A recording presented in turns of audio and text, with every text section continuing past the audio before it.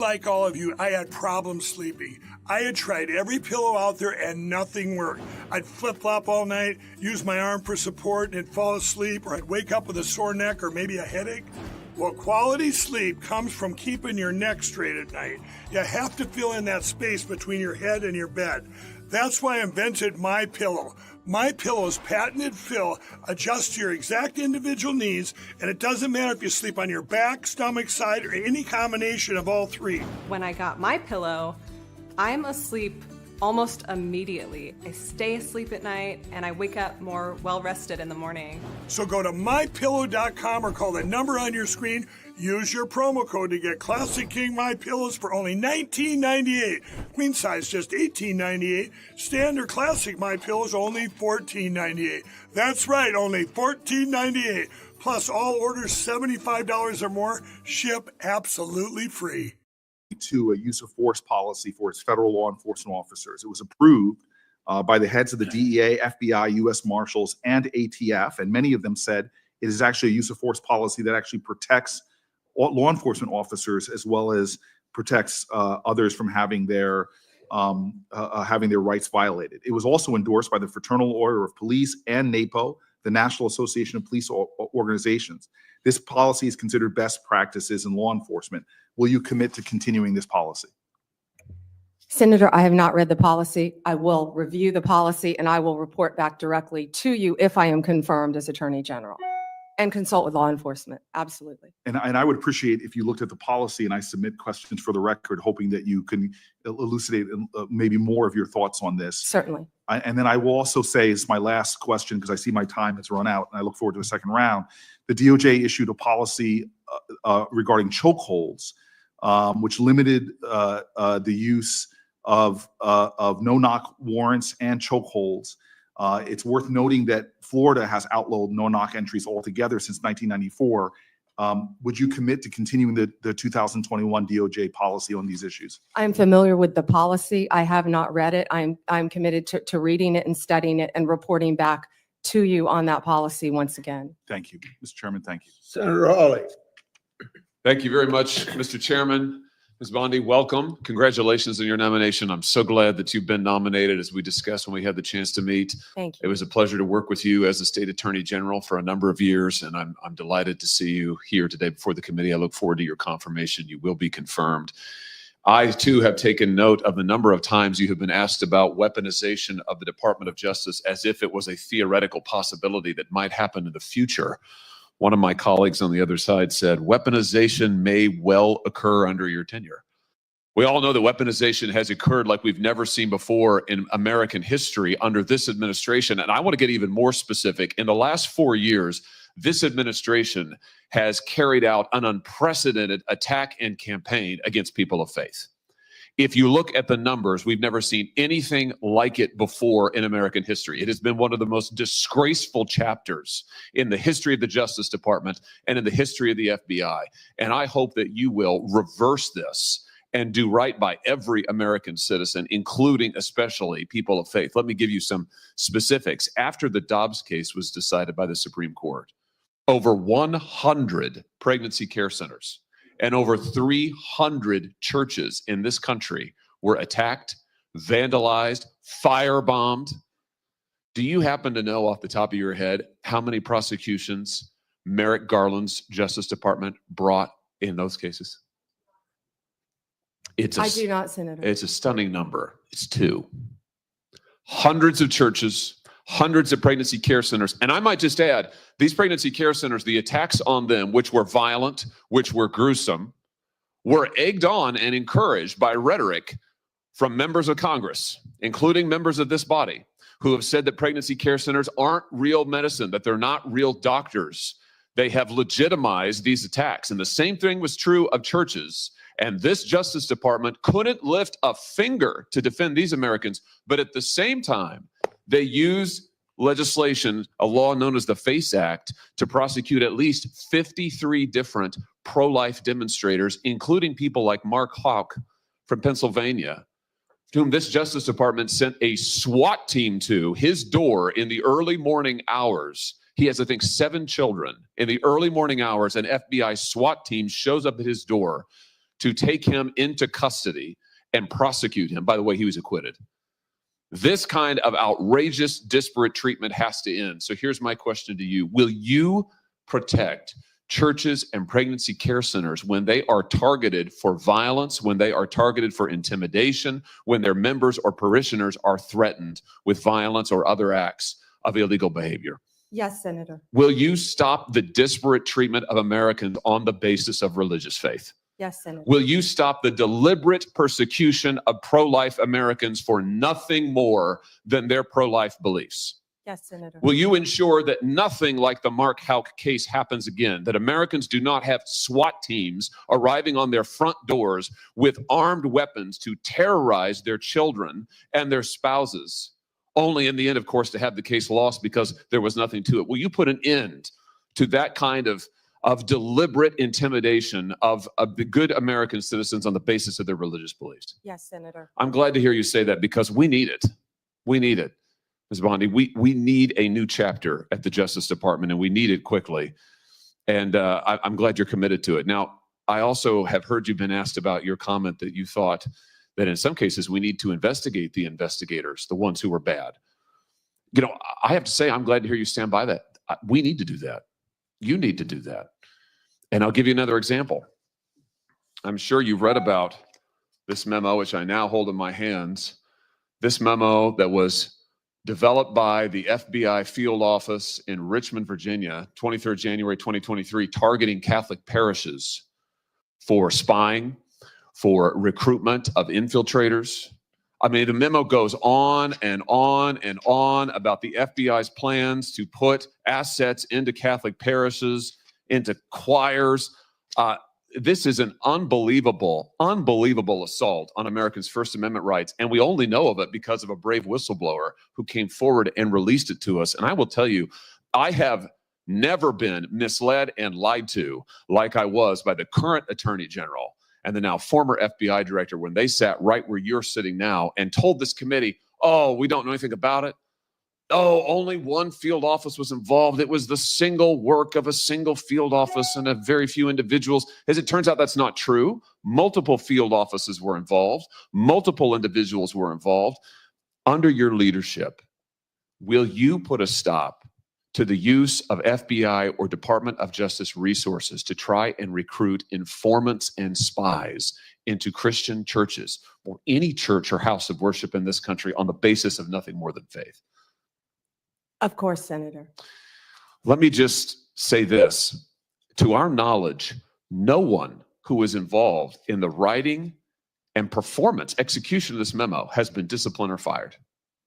Will you conduct an investigation like you talked about, Ms. Bondi, that will get to the bottom of abuses like this? And to be clear, this is an outrageous abuse. It is an outrageous abuse. One of the worst abuses of Department of Justice and FBI authority in our history. Will you conduct an investigation to find out who signed off on this, who approved it, who advocated for it within the Department of Justice? Will you open the books on these abuses so that the American people can have confidence in their DOJ? Senator, and I think what you're talking about is the ultimate weaponization, what we've been discussing all day. If I'm confirmed as Attorney General, one of the first things I will do, there'll be many, but I will personally read that memo. And if Mr. Patel is confirmed, discuss it with him right away. Fantastic. And will you work with this committee and our relevant subcommittees? I'm going to chair a subcommittee called the Crime and Terrorism Committee. We're going to do our own investigation into what happened here at the FBI and the DOJ. Will you work with us as you discover the nature of these abuses, and as you put a stop to them, will you work with us to make sure the American people get all the facts and this never happens again? And Senator, yes, I look forward to working with you and the Democrats. I would think this is something that we can all agree on both sides, that this should not be happening in the United States of America, and work together on it. That's fantastic. Let me ask you one other question here in my just few seconds that are remaining. This memo targeting Catholic parishes repeatedly refers to as an expert source a group called the Southern Poverty Law Center. Now, the Southern Poverty Law Center has a long history as an anti-religious group that has repeatedly gone after conservative and religious organizations, called them hate groups, called them sometimes terrorist groups. They're cited in this memo. They once infamously, the SPLC called the Family Research Council a terrorist hate group, and an armed gunman came into their lobby and opened fire. Will you put a stop to the use of the SPLC as an official source for any Department of Justice memorandum or finding? That will be one of the first things we will look at as well, Senator, and report back to you and the committee. Thank you very much. Congratulations. Thank Thank you, Mr. you. Chairman. Thank you, Mr. Chairman. Ms. Bondi, as you know, the Supreme Court in Trump versus United States held the president has absolute immunity to commit crimes in certain core areas of the president's responsibility. One of those core areas is the Justice Department. So in a breathtakingly dangerous and irresponsible decision, Justice Roberts and the majority held the president could commit crimes using the Department of Justice and be immune from prosecution. Justice Sotomayor correctly said this new immunity lies about like a loaded weapon. So the fear and the concern we have is that the incoming president will use that loaded weapon, that immunity, to commit crimes through the Department of Justice. And for that reason, it is all the more important that we have an attorney general who has the independence, the strength, the intestinal fortitude to say no to the president when it is necessary. So my first set of questions has to do whether you have the independence to say no when you must say no. And you can say this is hypothetical, but it is not hypothetical. So let me start with one very specific non-hypothetical. The president has said Jack Smith should go to jail. Will you investigate Jack Smith? Senator, I haven't seen the file. I haven't seen the investigation. I haven't looked at anything. It would be irresponsible of me to make a commitment regarding anything without, you're a long practicing attorney, without looking at a file. So you would need a factual predicate to open an investigation of Jack Smith, is that right? Not a summary by you sitting here. Yes, sir. And not a summary by the president either, right? Absolutely. So a summary by the president or his desire to investigate Jack Smith would not be enough for you to open an investigation of Jack Smith, is that right? I will look at the facts and evidence in any case. And sitting here, 72%, sitting here today. Senator, 72% of Americans Please, I only have have 7 lost minutes. faith in the Department of Justice. Sitting here today, Statements like this. are you aware of any factual predicate to investigate Jack Smith? Sitting here today, yes or no? Senator, I will look at the facts and the circumstances. You of can't answer that anything that's question. brought to me. You're not a part of the department yet. There's no worry about divulging I'm sitting here law as a enforcement nominee. sensitive information. So just tell us, I'm are sitting you here as aware, a nominee. just tell us, are you aware of a factual predicate to investigate Jack Smith? Yes or no? Senator, what I'm hearing on the news Are is you aware of horrible. a? Do I know if you he seem committed a crime? reluctant. I have not You looked seem at it. reluctant to answer a simple question. Let me ask you a different simple question. The president also wants to jail Liz Cheney. Sitting here today, are you aware of any factual basis to investigate Liz Cheney? Yes or no? Senator, that's a hypothetical, and I'm not going to answer that No, question. it's not hypothetical. I'm asking you, sitting here today, whether you are aware of a factual predicate to investigate Liz Cheney. Senator, no one Based has on what asked you me know. to investigate Liz Cheney. That is a The hypothetical. president has called for it publicly. You are aware of that, aren't you? No one has asked me to investigate. But the president Liz. has We're called- also the worried about president- Liz Cheney, The Senator. president has You know what called we for should this. be worried about? Ms. Bondi, The please crime rate answer in my California questions. right now You is are through aware, the roof. Ms. Bondi, Your my- robberies Ms. are Bondi, 87% my higher question- than the national my question average. is this. That's what I My want to be question is this. focused on, Senator. Do you have the if I'm power to confirmed say as no to the Attorney president? General. And what you're suggesting today by your non-answer is you don't have the independence to say no to the president. So let me ask you a different question. It also requires you, if you're going to be a good attorney general, to be able to tell hard truths to the president. So my questions now are, can you tell hard truths to the president? So let me start with an easy truth that you could speak to the president. Can you tell us, can you tell him that Donald Trump This guy lost is the 2020 absolute election? communist Can you say that? Marxist Do you have the scum. independence to say that? Do you have the gravitas, the stature, the intestinal fortitude to say, Donald Trump, you lost the 2020 election? Can you tell us that here today? Senator, what I can tell you is I will never play politics. You're trying to engage me in a gotcha. I No, I'm won't just do it. asking you a simple I question. won't play If you can politics speak truth with any to ongoing power. So let me ask you investigation, another. like you did let me- leaking your let me ask colleague you, Devin Nunes's if, memo. if you can't answer the question, let me ask you a different. Wow. It should be a simple truth, not a hard one. Was there massive fraud affecting the result of the 2020 election? Yes or no? Senator, I'm glad you asked that question. If you'll let me answer what I saw in Pennsylvania. No, I asked a simple question about massive fraud. I can only tell you what I saw in No, Pennsylvania. I know you want to answer a different question, but my question is, can you tell us whether there was massive fraud affecting the results of the 2020 election? Yes or no? Was I there or can was there tell not? you what I saw when I went as That's an not my, advocate that's to not the my campaign. question. So you can't answer that question. You can't speak that even easy truth to us, let alone to the president. So let me ask you a different question. It will also be important that you give good advice to the president. Are you prepared to advise the president not to pardon people who beat police officers? Senator, as I said, the pardons are at the direction of the president. We will look and we will advise. I will look at every case on a Okay, case. so Let you'll me look at- finish on a case-by-case Okay, basis. okay, good. And I abhor violence to police officers. follow up with that. So will it be your advice to the president, Mr. President? I know you said you want to issue hundreds of pardons on day one. Will it be your advice to the president? No, Mr. President, I need to go over them on a case-by-case basis. Do not issue blanket pardons. Will that be your advice to the president? Senator, I have not looked at any of those files. If confirmed, I will look at the files And for will the you be able to pardons, as do, well will as you the be able to ongoing review investigation. hundreds of cases on day one? I will look at every file I am Of course asked you to won't. look So at. will you advise the Hey, president? can I will answer you- the question? Well, my I question would is, have plenty of staff. You said, of course you want. you'll be able to review Listen, I'm hundreds not of going to cases on the first day? mislead this body nor you. All right, let me ask another question. You don't want to answer that. Let me ask You were another question. censured by It will Congress, Senator, also- for it will comments just also- like this that It are will so reckless. also, it will also Wow. be important for you to be able to preserve the records, the evidence of the department. Are you ready to commit that none of the evidence in the January 6th investigation will be destroyed under your watch? Senator, I will follow the law. I will consult with ethical officials in the Do you department. see any ethical basis to destroy evidence in the January 6th investigation?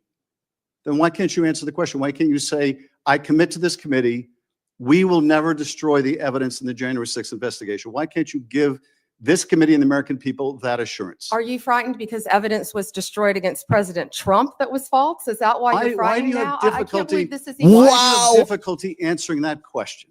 I can't believe Why do you you're have asking such a difficulty? question. Why do you have difficulty promising to preserve evidence at the Department of Justice? Why is that a difficult question? I will follow the law. It shouldn't be a difficult question. Thank you, Mr. Chairman. Damn. Ms. Bonnie, I know that you are pleased. Poor to Adam see Schiff change, the diaper end of change. Round one.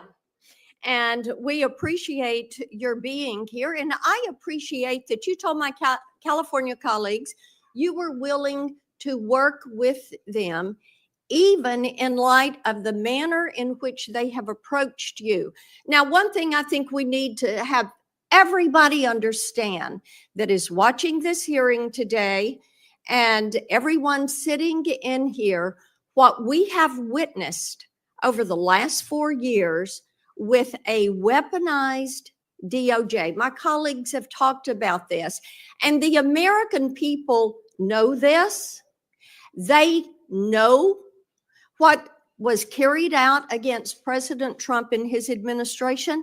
And in November, they voted to see an end to 2 tiers of justice, 2 tiers of treatment, 2 tiers of access, because they have absolutely had it with the lies, with the accusations, and with the attacks that have come against so many people who were just seeking to live their lives. And then all of a sudden found the FBI or another federal agency or the DOJ knocking at their door. You know, Ms. Bondi, it would make you believe that my colleagues have learned nothing from the elections in November. They don't see this as a movie script that someone may have liked to write. What they see is this is real life. And they want a restoration to equal justice, equal access, equal treatment, abiding by the rule of law. Many of us have talked today about making America safe again.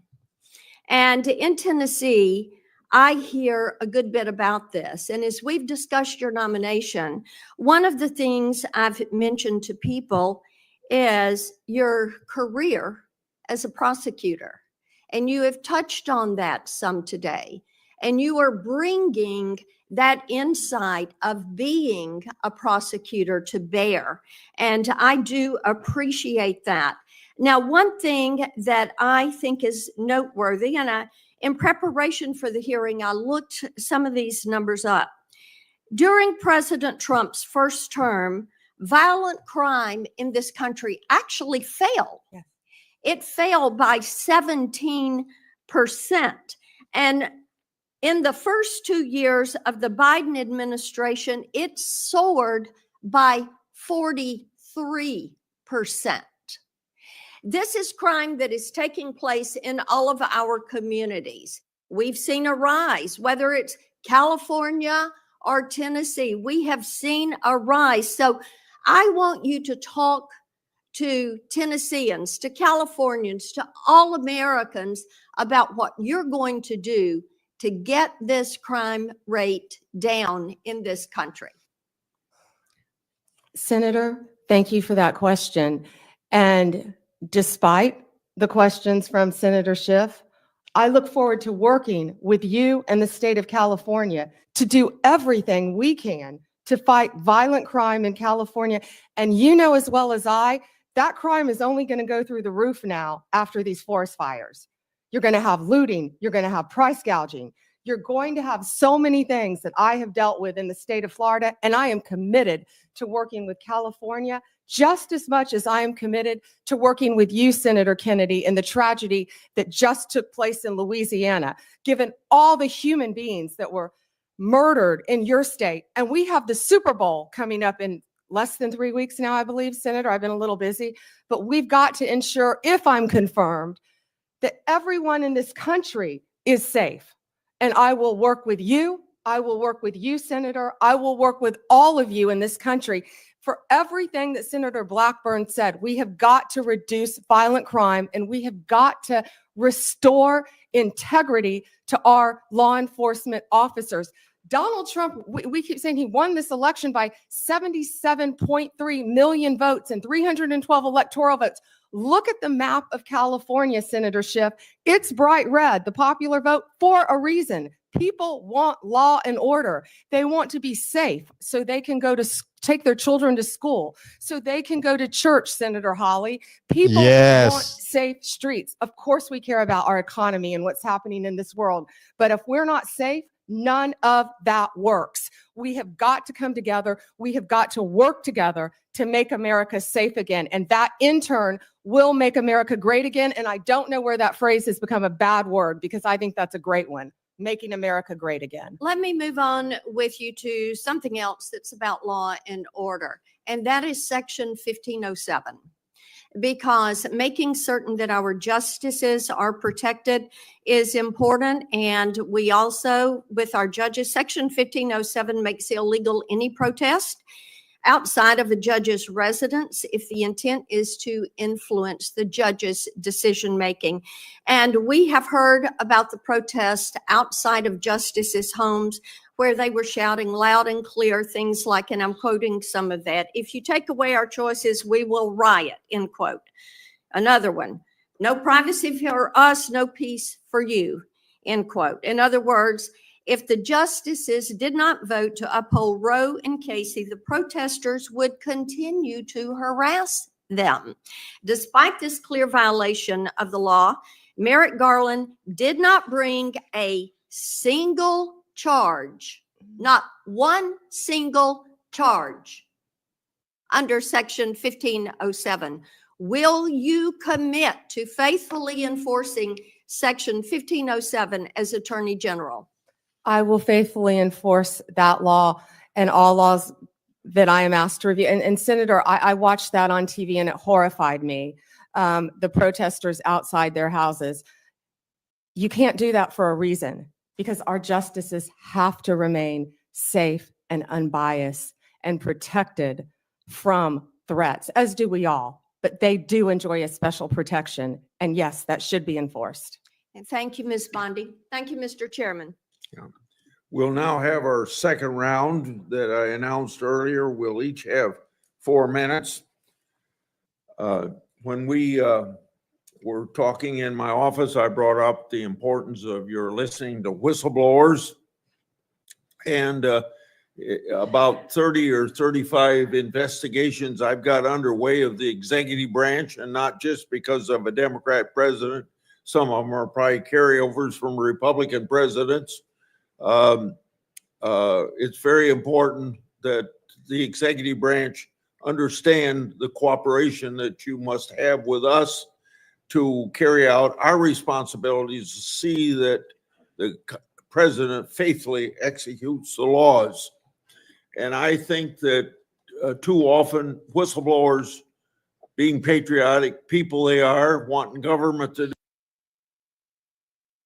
Use Kayak's filters to find hotels that have the free stuff you want. Download the Kayak app now. they don't come to Congress unless they don't get any help in the executive branch. It seems to me that it's very important that you respect whistleblowers, but I've seen them treated like a skunk at a picnic by the agency they're in. I've seen them ruin themselves professionally. I see themselves. One time an FBI agent came to me, was escorted out of headquarters with his gun and badge taken away from him, just because the laboratory there was not using science to make sure that crime was actually committed. So now we have a new $40 million head or science lab so that people are protected and get their constitutional rights. So will you protect whistleblowers from retaliation and promote a culture? And I think that last thing, promote a culture, is more important, that values the important contribution of whistleblowers. Yes, and Senator, I think so people fully understand the importance of whistleblowers. They have to be able to tell the truth and come forward without fear of retaliation. And Yeah. that's the purpose of the whistleblower And statute. when there's retaliation, the taxpayers' money's paying for that retaliation in most cases. The Biden Justice Department issued guidance telling prosecutors to stop charging mandatory minimums and ignore laws setting penalties on drug type. It also allowed folks to pay civil and criminal fines to politicize non-government organizations instead of the government treasury. I put together a list of their guidance. I find it very concerning and unfair to the taxpaying public, and I'd like to have you review those policies very soon after you're confirmed. Absolutely, Senator. In regard to antitrust, enforcing antitrust laws is extremely important to ensure that markets are fair and that consumers are protected. I've been active in making sure that the Justice Department and the FTC carefully scrutinize mergers and that they look out for anti-competitive behavior and predatory practices. I keep a close eye on these issues as they impact my state of Iowa, and particularly agriculture, healthcare, and technology industries. And I'm interested in your commitment to make antitrust enforcement a priority. Antitrust enforcement was a priority when I was a state AG, and it will be a priority if I am confirmed as Attorney General.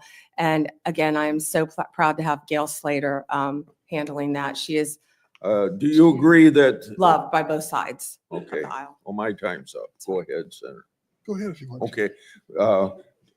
This is the Civil Rights Division in your department, if you're head of it, supposed to enforce laws against race and sex discrimination.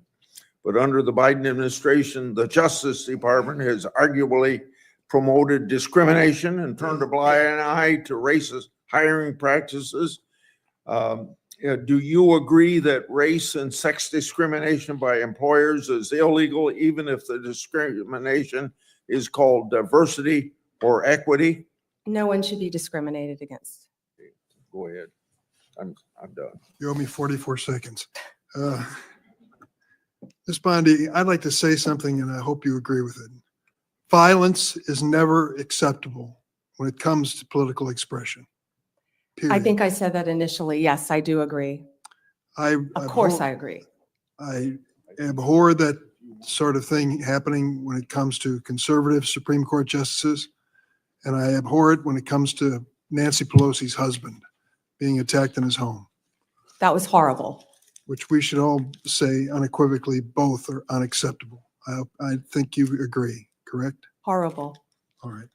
I guess as I reflect on what you've said today, a couple things surprised me.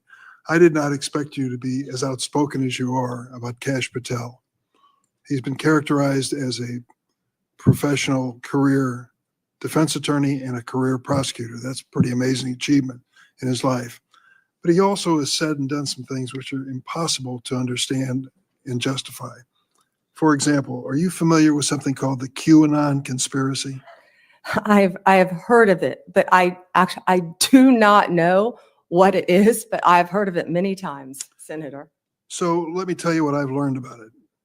Its core belief is that a cabal of satanic, cannibalistic child molesters are embedded within our government and are conspiring against President-elect Trump.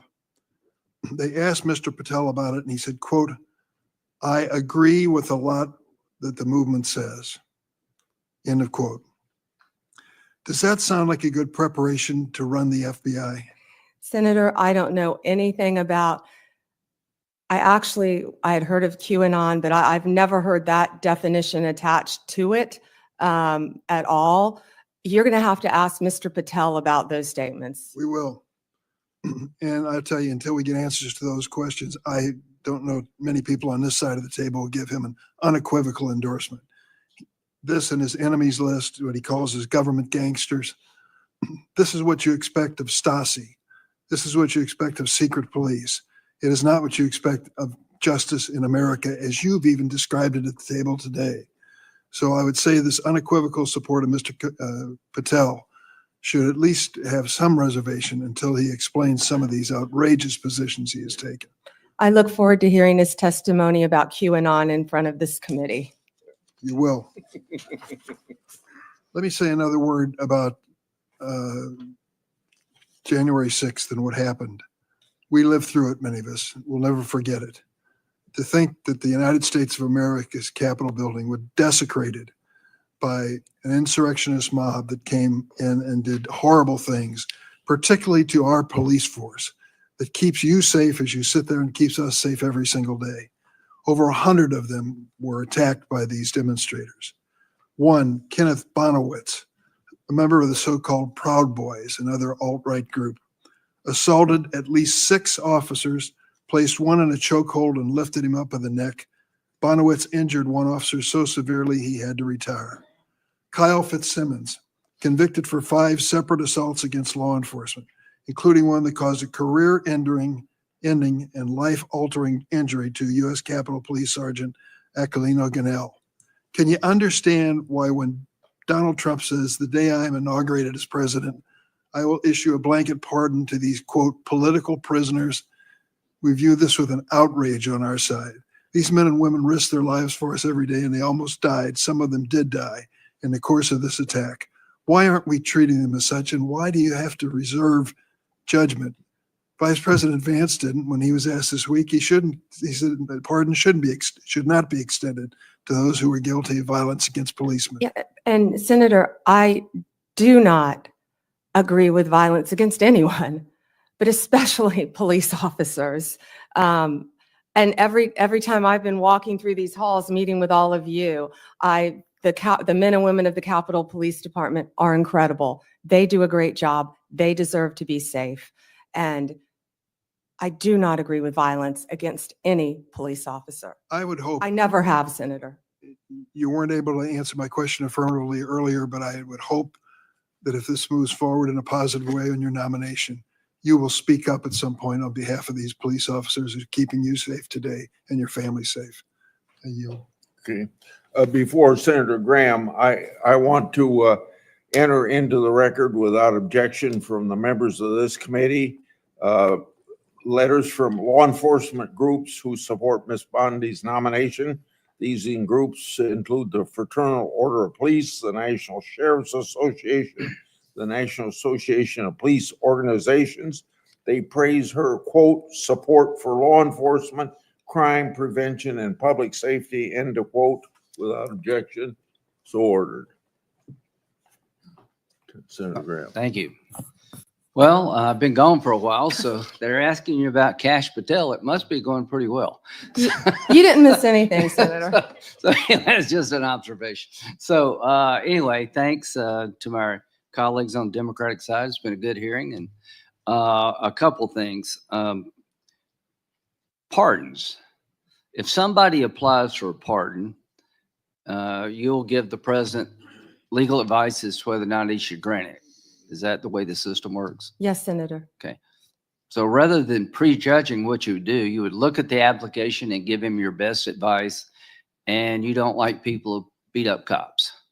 Correct. I hope no one does. Yeah. Okay. Fair enough. So let's just get back to the process. I'm not going to speak for the president, Yeah. but the president does not like people that abuse police officers either. Yeah. Well, the hope is that through this pardon process, you'll make a rational decision based on the applicant rather than deciding the outcome in a Senate hearing. That's all I'm asking.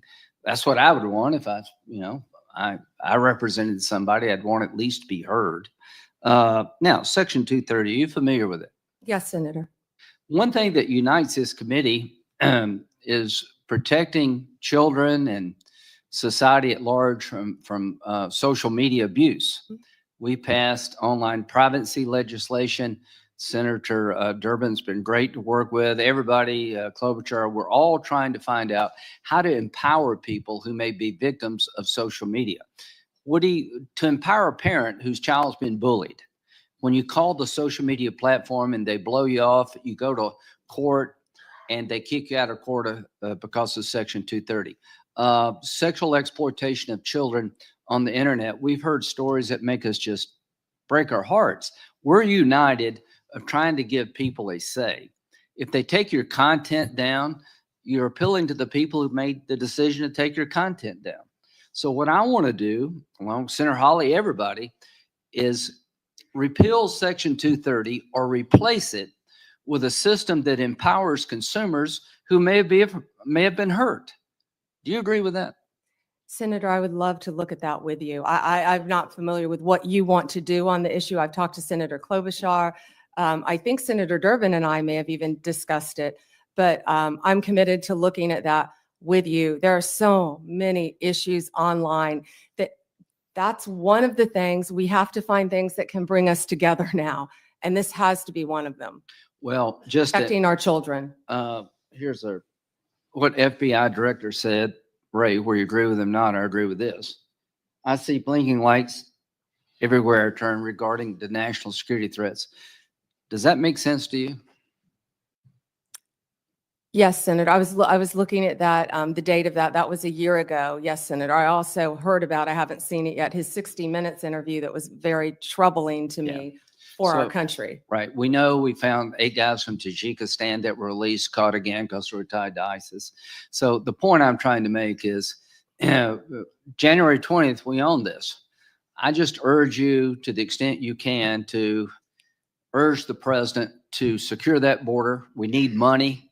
The idea of moving money around from defense is not going to cut it. We need a lot of money for bed space to finish the wall, do technology, hire ICE agents to accelerate deportation of people who are criminals and gang members. We don't have time to waste. I hope you'll make that an urgency because the threat is real. Are Are you worried about an attack on our homeland being generated from ISIS or their affiliates, and what should we do about it? Senator, I don't have a security clearance yet, but only from the public reporting that I've seen, I'm terrified. Senator Whitehouse. Thank you, Chairman. I'm going to try to fit in 2 questions in my 4 minutes. Lindsay, stick around because I'm going to say something nice about you. First, yes to 230. We've got to really work on that. There's a lot of support for fixing 230. In fact, outright repealing 230 in this committee. First question.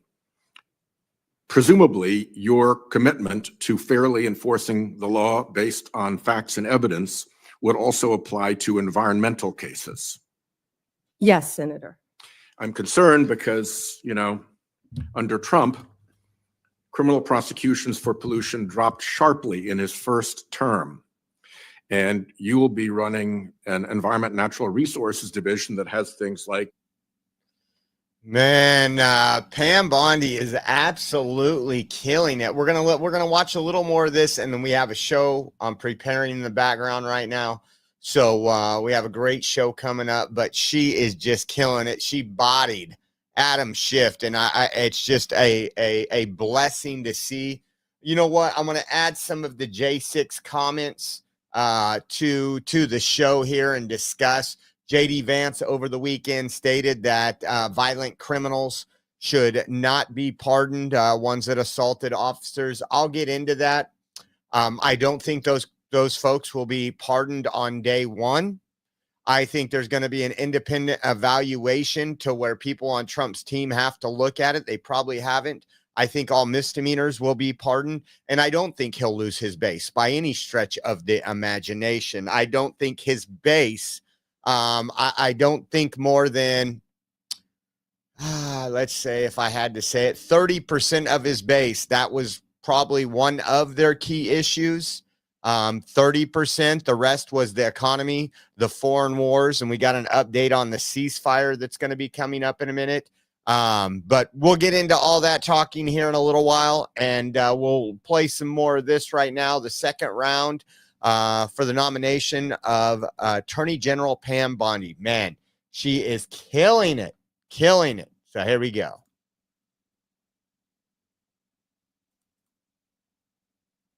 Consequential in the past, and it's really important. So Chairman Grassley has been very good about trying to enforce that rule. And I want to tell you just a quick story about something that went the wrong way, I believe. Crossfire Hurricane was mentioned by Senator Graham. There was a committee investigation into Crossfire Hurricane. During that Crossfire Hurricane investigation, box loads of material was provided by the department and the Bureau to Senate Republicans. They got files, they got investigative reports, they got internal memos, they got stuff that would not be FOIA-able. They really were able to do a deep dive because they got everything they asked for, even stuff that the FBI would ordinarily not produce. That was happening on that side of the aisle. For me, I had questions about Justice Kavanaugh's supplemental background investigation. And I asked for things like, what is the Department of Justice policy for how tip lines work? That's a FOIA-able question. I didn't get a single piece of paper. I asked for things like, what are the ground rules for investigations of supplemental background investigations? I didn't get a single piece of paper. Senator Graham called the Deputy Attorney General up into his office to say, will you guys please knock it off and give this guy some information? So, you know, I have lived the example of, if you're a Republican, I will take the chairman at his word that he wants the department to be responsive to requests from all of us. And I would ask you, will you be responsive to all of us, irrespective of our party affiliation, if we are asking legitimate questions that you have the power to answer? Senator, I think I've said that from the beginning. Yes, especially on Freedom of Information Act. I will follow the laws that apply to the Freedom of Information Act. I believe in that. I actually dealt with the public records when I was a state prosecutor. It's been so long ago, I'd forgotten about that. Yeah. So I Well, just to handled be- all the public One records. just sort of point of order here. The FOIA, the Freedom of Information Act process is one thing. Anybody can get information under the Freedom of Information Act process. As senators, we should be able to do better than that. When we're doing worse than that, that's a sign that somebody's hiding something. When we're doing better than that, that's a good thing for congressional oversight. Thank you, Chairman. Thank you. Senator Tillis. Can we take a Oh. minute off Senator Schiff, since I'm joking? Since he took an extra minute, I'm joking. Yes, you can. You wanted to say something to Senator Schiff? No, sir, I asked if we could take a minute off Senator Schiff since Senator Whitehouse went took an over by a extra minute. minute. I was teasing. I'm sorry. Okay. Senator Tillis. Thank you, Mr. Chairman.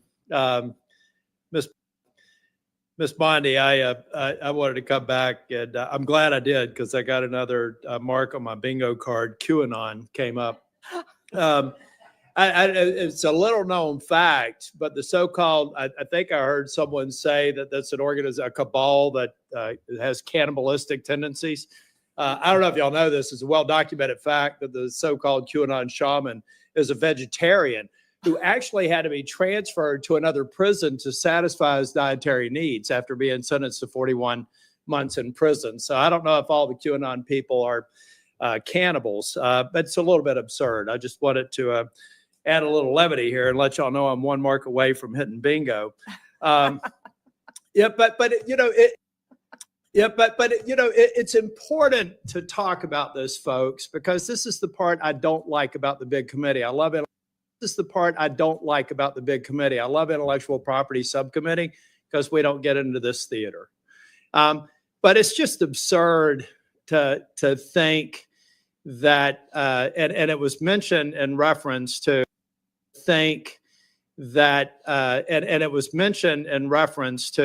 a comment that Kash Patel made, who I spoke with earlier today. It's just absurd to kind of throw that stuff out there. Does anybody honestly believe someone with a distinguished career like Kash Patel thinks that a cannibalistic cabal controlling the internals of government really exists? Let me give you an example why I resist that notion.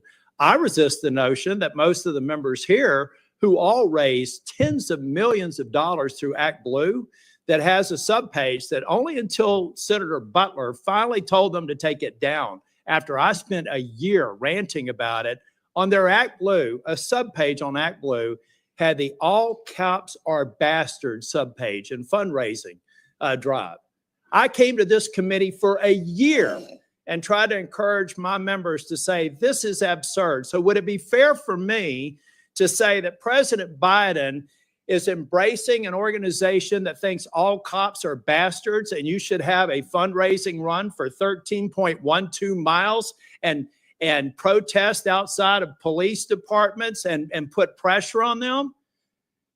Saying that President Trump or you or anybody else or somehow or Kash Patel have an allegiance, that's so absurd to think in a big hearing like this. We actually just talked about that we actually think someone of the stature and the experience that would come before this committee would actually think a bunch of people-eating cabals controlling the innards of government was real. That's just being done. I get the theatrics. I get the marketing department thought it'd be really cool if it was said, but guys, that's not us at our best. And I just thought it was kind of funny that he's a vegetarian too. But I want to go back to this is a narrative that people are going to force, and I'm going to trust you to do what you do as a prosecutor. Like you said earlier, you're going to examine the facts of a case. You're going to give the president your best advice.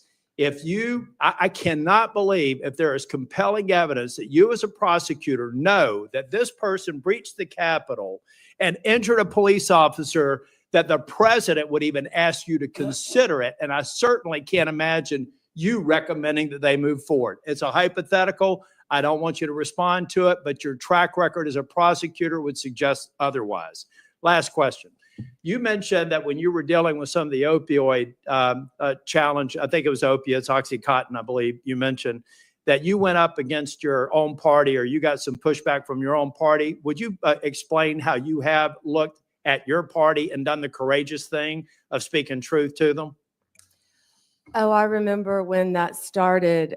Several of my former colleagues are behind me. They're probably smiling, but I remember when that started, I said, "Oh, I'll never get elected to a second term," because yes, I fought for what I believed in based on meeting these victims' families and seeing the need, and I fought the industry. Whew, that was a And you big were in an industry, elected and the position. doctors. You were in an elected position with a lot of people with a target on you, and you stood firm. Thank you.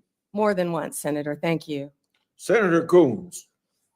Thank you, Chairman Grassley. Attorney General Bondi, in our previous conversation, we talked about criminal justice reform, and in particular, your contribution to the enactment of the First Step Act in the previous Trump administration. And I just want to talk with you about a couple of bipartisan initiatives in this area. Senators Cornyn, Lee, Durbin, Tillis, Booker, and I have introduced a bipartisan bill called the Safer Supervision Act. It focuses on the fact that federal probation officers have a massive caseload, often more than 100 folks they are supposed to be closely supervising. And this bill would work on focusing supervised release resources on those who really need it and creating positive incentives for those who are willing and able to be rehabilitated and leave prison much less likely to reoffend.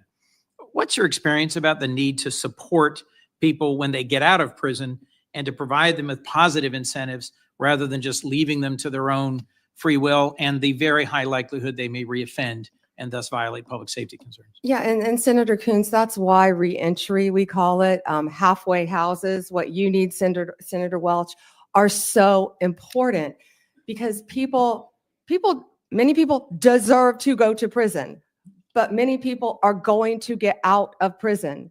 And Almost all. we don't want a revolving door. We want to do everything we can to make productive members of society. And when someone goes to prison, I mean, I saw this every day. You saw this as a revolving door. People get out and first of all, I'll back up. We need drug programs. I could go on. We need drug programs, more drug programs in our prison. We have to. Mental health, we would be here for another 2 days. We have to get more mental health in our prison system, counseling to help people. I think our local jails actually do a better job of it, at least in Florida. But we've got to work on that because when people get out, we expect them to do well. Many people don't even know how to go get a driver's license. Yet Thank you, Dale, for the job, Cash to App. have a Thank you place to so live. much. Appreciate We you. have to do everything we can to help. If I could move to the driver's license question. I've also led a bipartisan bill with Senator Wicker. Senator Grassley is also a co-sponsor. It's called the Driving for Opportunity Act. And it recognizes that in many states, there is a practice of suspending driver's licenses where someone is too poor to pay their court-related or public safety-related fines and fees, but where the driver's license isn't suspended because they're dangerously driving. It's just because they haven't paid their fines and fees. And then without a driver's license, they lose their job or they're not able to get a job. Would you be willing to work with this bipartisan group of us on these two bills, Driving for Opportunity and the Safer Supervision Act? I would love to read both of them, and I was unaware of that happening with driver's license. Last two questions. Clemency, as we discussed, often near the end of an administration, there's a rush to consider pardons.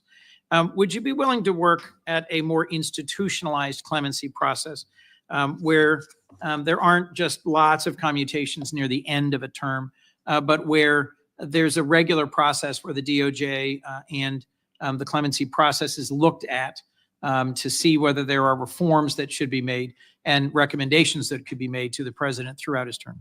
I would love to look at that process. I can tell you that the pardons, the commutations that Joe Biden just made were abhorrent to me, absolutely abhorrent, taking people off death row. I looked at the facts of many of those cases and they were so troubling to me. I don't know what process you intend to implement, but I would love to study that with you. Well, we talked positively about your experience and mine with drug courts, veterans courts, mental health courts. There are some things we will continue to disagree about and other things I hope we can work on together. Thank you. Thank you, Senator. Senator Lee. Thank you, Mr. Chairman. Ms. Bondi, as you're aware, criminal justice reform has been an important part of my role on this committee. I worked for the better part of a decade with Senator Durbin, Chairman Grassley, Senator Whitehouse, Senator Cornyn, Senator Booker, and a bunch of others to eventually pass the First Step Act, which President Trump signed into law in December of 2018. The First Step Act, as the name implies, was intended to be the first of multiple steps. Much remains to be done, including with the implementation of the First Step Act.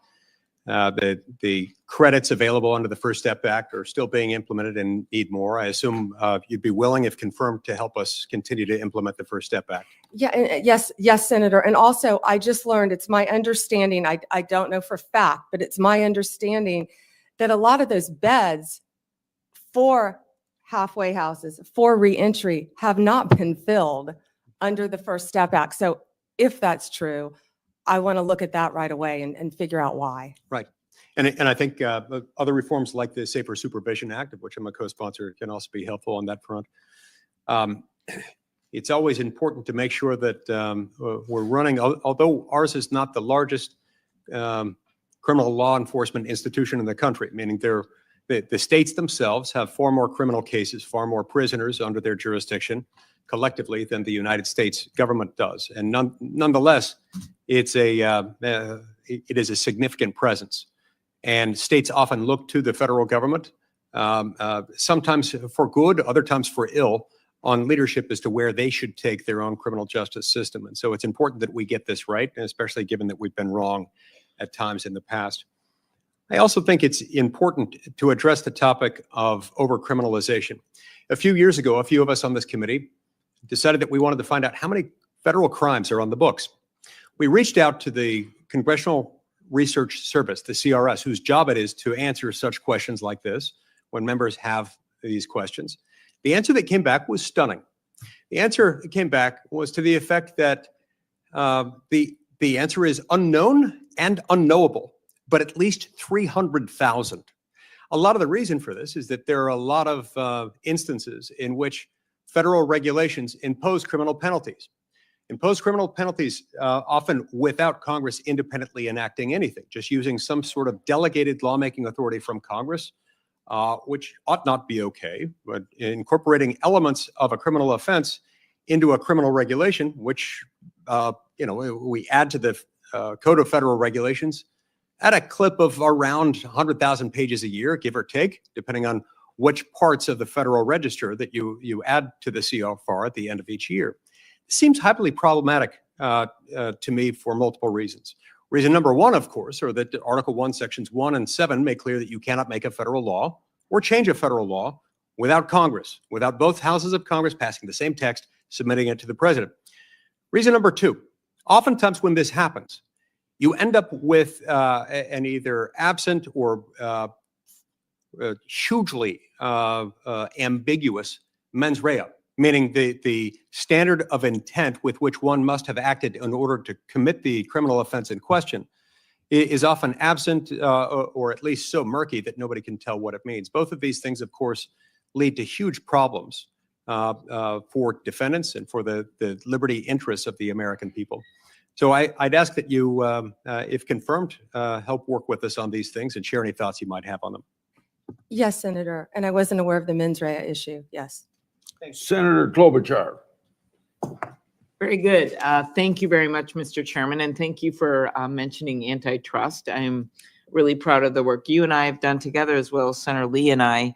And I know we discussed with you, Ms. Bondi, the work on allowing state AGs, a bill that Senator Lee led, and I was the Democratic lead on letting state AGs keep the antitrust cases involved. Again, thank you, in Dale, their for the states. cash Senator app. Grassley Thank and I you so successfully much. passed our bill to finally update the merger fees, which have allowed larger mergers have to pay in more, smaller mergers less, and that has led, along with other reasons, to beef up the antitrust division of antitrust during the last few years. And I want to make sure that you are committed to continuing a strong antitrust division with adequate personnel.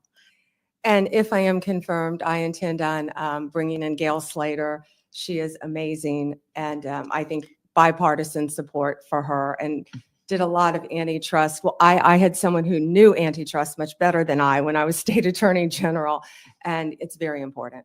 But how Very about important. the resources for the division? It has been under this administration, the current outgoing one, they have added lawyers and others to it. And my question was, is if you'll continue that. Yes, I was actually looking at the structure of that unit, and if I am confirmed, I've been a little busy. I plan on working with Gail Okay. Slater and all the lawyers in that unit. Okay. And then just you and I discussed some of the important cases, the Google case, Live Nation, Ticketmaster, the Apple case. I don't know if we talked about that one, but RealPage. And will you commit to continue these cases and to pursue remedies that will fully protect consumers from anti-competitive conduct?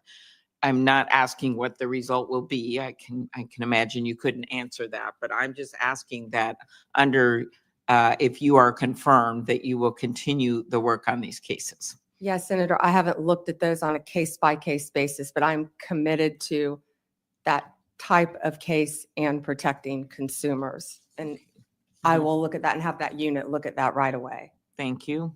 At its founding in 1870, the Justice Department's priority was to enforce civil rights. That's what was founded, the reason guaranteed by the 13th, 14th, and 15th Amendments during Reconstruction. Today, civil rights enforcement is led by the Civil Rights Division. Do you believe it is a critical mission of the Justice Department to vigorously enforce our nation's civil rights laws? Yes, Senator. Okay, thank you. Voting rights. Will you commit to properly enforcing federal laws that protect the right to vote that are critical to ensuring free and fair elections like the Voting Rights Act? Yes, Senator. Okay. We're back to the FBI nominee. Again, I express my deep concern, Kash Patel. He has vowed to retaliate against the president-elect's enemies, quote, not just in the government, but in the media, end quote. As we know, the president-elect has already sued a pollster in Iowa whose predictions turned out to be wrong, which happens with pollsters all over the place, as we all know. But a free press is essential to our democracy. Reporters must be able to do their job without fear of being investigated or prosecuted. Will you commit that the Justice Department, under your leadership, if confirmed, will respect the importance of a free press? Absolutely. And if the president or depends on who the FBI director is, I have some strong views on that, tries to push to go after the media, how would you respond to that? I have not, clearly he's made some statements, but I haven't talked to Mr. Patel about those statements. But going after the media just because they're the media is wrong, of course. All right. Thank you. Senator Kennedy. Thank you, Mr. Chairman. General, I admire your spunk. Coming from you, Senator, that is a huge compliment. You know, I learned the hard way up here. You may know it already, but up here, if you turn the other cheek, you just get it in the neck. You're friends with President Trump, are you? Yes, Senator, and I spoke to him this morning. You're not enemies. No, Senator, I don't think I'd be sitting here if I was an enemy. He'd be crazy to have me sitting here if I was an enemy. So you're friends. Yes, Senator. I find otherworldly this suggestion by some of my colleagues that somehow disqualifies you. Have you ever seen a president of the United States appoint his enemies to his cabinet? Exactly, Senator. I think many presidents, including President Obama, were friends with his attorney general throughout the years. Okay. I want to also ask you about one of the suggestions of my colleagues. I wrote it down. He said he was concerned that, quote, you would start with a name to prosecute and then look for a crime, unquote. It made me immediately think of of District Attorney Bragg in New York, who actually in 2019 ran a campaign in large part suggesting that if you elect me, I'll prosecute Donald Trump. I believe there were others as well, Senator. Right. How long were you a prosecutor? 18 years. Okay. Is there anything in your background to suggest that my colleague's suggestion that you would start with a name and then look for a crime? Is there anything in your background that would give him basis to say that? No, Senator. Okay. Have you ever done that? No, Senator. And I Ever think I have a plan- lot of former colleagues sitting behind me who would back me up on that as well. Do you plan to do that as Attorney General? Of course not, Senator. I hope no Attorney General going forward would ever do that. Well, I thank you for your time today. One need not be clairvoyant to see that you're going to be confirmed. And you talked a lot about bringing us together today. I'll make this suggestion. Senator Durbin talked about it. You can bring us together if you will just answer Grassley's letters.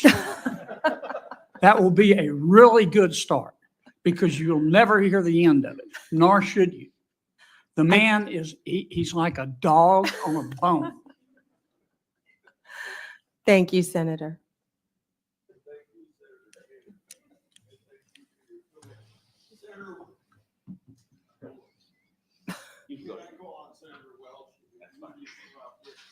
Thank you very much.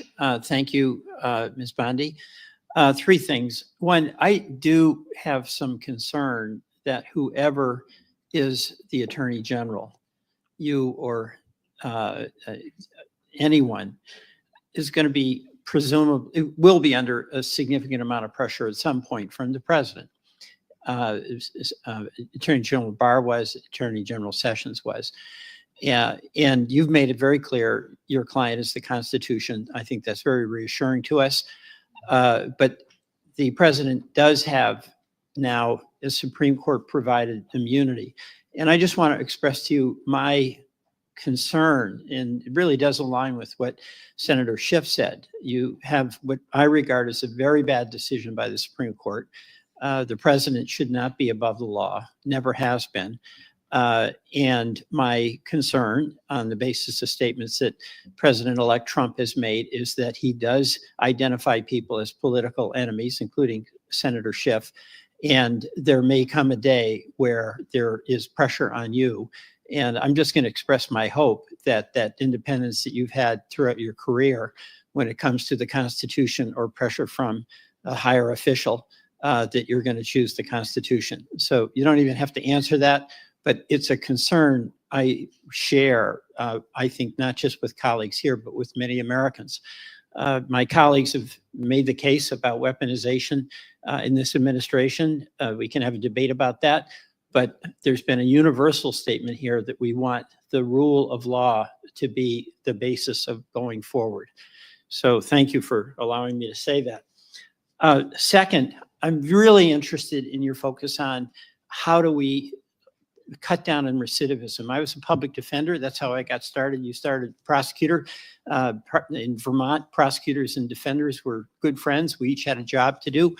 But my experience with my clients, and I'm accepting folks who just, they're really dangerous. You've got to lock them up. You've got to throw away the key. But the vast majority of people had a substance abuse problem, oftentimes had very limited education, oftentimes face these incredible dilemmas that Senator Coons was talking about, where they get fines and they get their license suspended. So the job they had now they lose. So can you just elaborate a bit on what you want to do to inject some energy into dealing with cutting down on recidivism? Well, first, we can address it at the Bureau of Prison level, of course. What we talked about, those are for the people who will be locked up in prison serving sentences, to make sure they get the resources that they need upon release. 98% of the people in the Bureau of Prisons will be released. I believe it's a mess right now, a mess. And when you look at an organizational chart of the office, assuming I may get confirmed, I was looking at all the slots and my eyes went down to the bottom to Bureau of Prisons because of my career experience as a prosecutor and caring about what happens there for the very reasons you said. We need more drug courts. And you were talking about drug addicts as well. Mhm.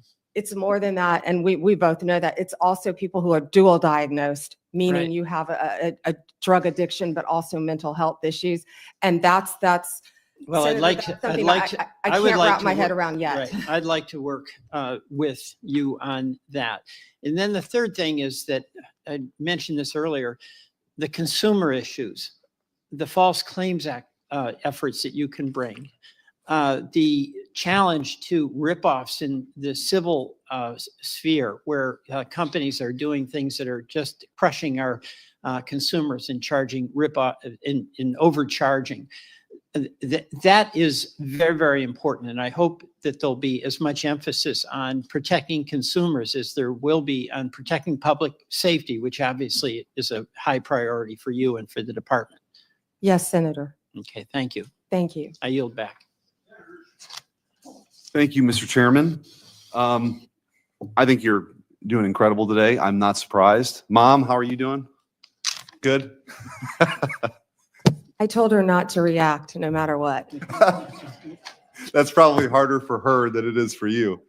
Well, listen, we've talked about this over the years. So for me, I didn't know any lawyers growing up. I'm trying to think when I actually met a lawyer in my life. I grew up in a really blue collar neighborhood, but I was attracted to the law because I felt like it gave guardrails for people to pursue their dreams, right? That you would be on equal footing.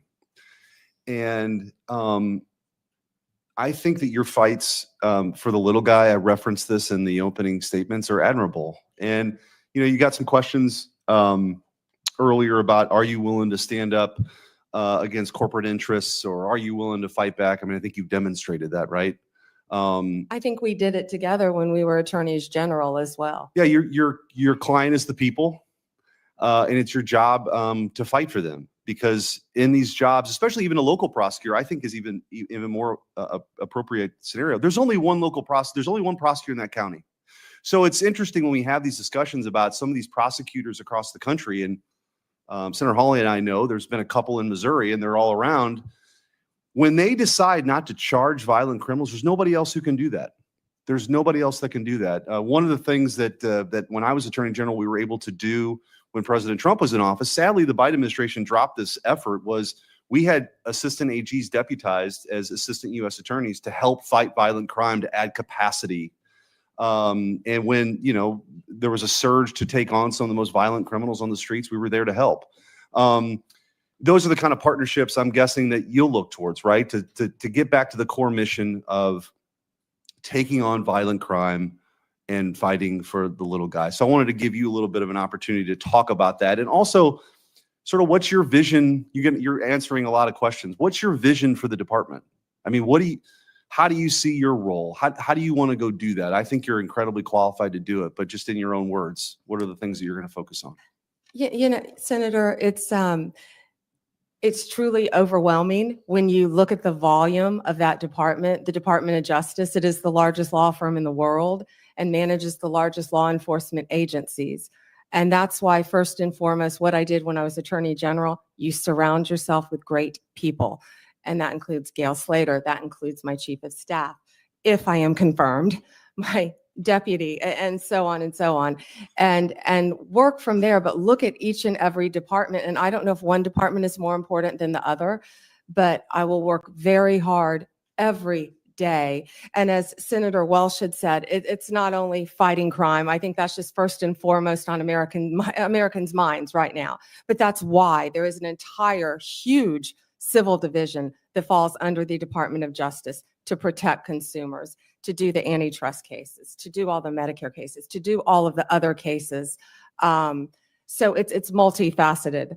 But first and foremost, of course, to keep America safe and restore integrity to that department. I don't think I can stress enough that 72% of Americans have lost faith in the Department of Justice. Yeah, and I think that the the belief that the American people need to have, again, is that people are going to be treated the same. As you said earlier, there's only one tier. There's not two tiers of justice. And I think that's when you really dig down to some of the comments you've heard and questions on, at least on this side, that's the big concern. I don't want it tilted in anybody's direction. You just want it to be fair. And you want certainly the top law enforcement official in the country to view it that way. I think you do. And I think your history, your qualifications, your demeanor, your character warrant a bipartisan vote. I hope you get it. I really do. You deserve it. Thank you, Senator. Senator Blumenthal. Thanks, Mr. Chairman. Again, thank you, Ms. Bondi, for answering our question. I want to come back to TikTok.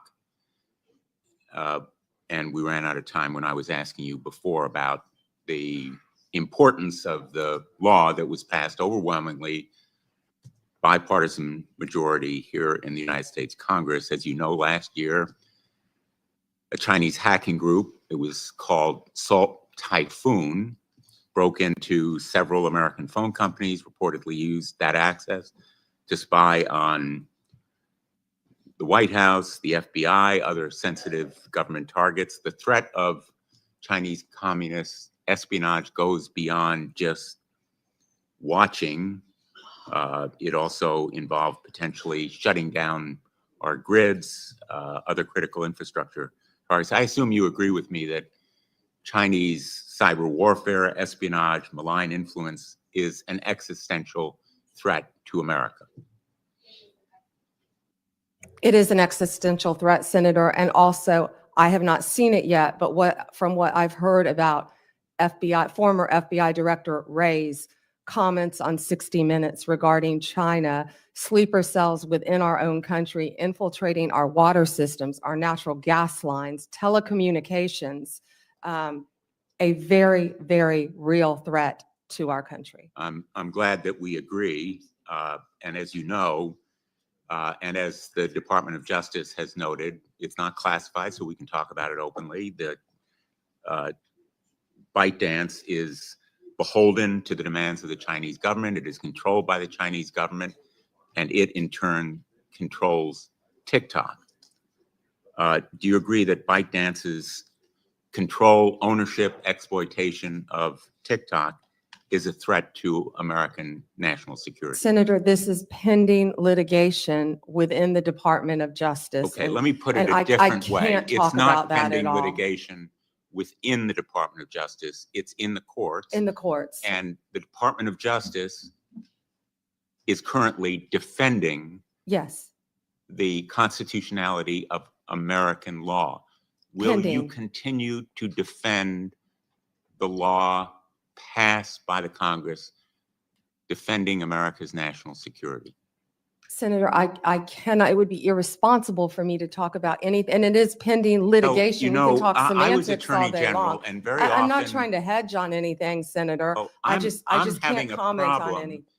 with the idea that you won't tell me that the Department of Justice will continue to defend against constitutional attacks the law of the United States. When I was Attorney General of the state of Connecticut, I would say I have an obligation to defend the law of Connecticut against any attacks. You have an obligation, or you did as Attorney General of Florida, to go to court when those laws were attacked. You have an obligation as United States Attorney General to do what this Attorney General is doing, whether you agree with it or not. And frankly, whatever the president thinks about that law, you have an obligation to defend it. This is an easy question for you. Will you defend laws of the United States of America against constitutional attacks? I'm asking you in general. In general, yes. And with respect to the law that would require divestiture of TikTok, which is a law passed by this body and supported by, I think, a majority of members on both sides of the aisle, why can't you tell us that you will defend it? Senator, I'm not hedging. This is all pending litigation, and I can't talk about pending litigation if confirmed as Attorney General. I have to tell you, with all due respect, that answer is unacceptable to me. Thank you. Thank you. Before I go to Senator Brett, I'd like to enter a letter into the record from former Department of Justice employees who support Ms. Bondi's nomination. This bipartisan group of attorneys includes several former AGs, assistant attorneys general, U.S. attorneys, right to share both strong and enthusiastic support, unquote, for Ms. Bondi and attest to their, quote, integrity, her integrity and devotion to the rule of law, end of quote. Without objection, I would enter these into the record. Hearing none, so ordered. Senator Brett. Thank you, Mr. Chairman. Several of my colleagues on the other side of the aisle have insinuated that your friendship with Donald Trump is a problem. My colleagues on my side of the aisle have leaned into this, kind of exposing the hypocrisy, given what we have seen before from previous administrations. And I would just like to read something to you from 1961. Washington, January 13th. The Senate Judiciary Committee approved without objection today President-elect John F. Kennedy's selection of his brother, Robert, as Attorney General. The vote came after a 2-hour hearing. Would you like a 2-hour hearing, by the way? Can we redo this? Yeah, that's right. The vote came after a 2-hour hearing devoted in large part to the praise of Mr. Kennedy. Forecasts that there would be several critical questionings, especially from Republicans, proved incorrect. All 14 committee members present voted to approve the nomination when it was formally made. The New York Times. As it said, blood is thicker than water, meaning family bonds are stronger than any other relationship. I just think that that needs to be before the American people once again. And I appreciate you continuing to reiterate that you will serve the people of this great country and that you will follow the law. Thank you, Senator. I'd like to move to something that has become another theme of this hearing, and that is Senator Grassley's letters. So I myself sent a letter to our current Attorney General and unfortunately received the very same treatment. So in front of this committee, Merrick Garland, Attorney General Garland, had made a testimony that we found evidence to possibly contradict what he had said. On March 23rd, he came in front of the Appropriations Committee, where I was a member, and I presented him with evidence that the DOJ had actively discouraged the enforcement of 18 United States Code Section 1507 at the homes of Supreme Court justices in the wake of the leak of the Dobbs decision. Evidence that appeared that he had clearly either misled or misinformed this committee. Evidence that showed that the department was putting politics above duty.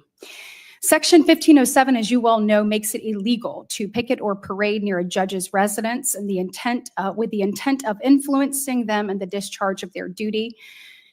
It was openly and flagrantly violated on numerous occasions in the summer of 2022, yet never enforced by U.S. Marshals stationed at the home of the justices, in large part because of the evidence that we showed that they had been actively discouraged from making arrest.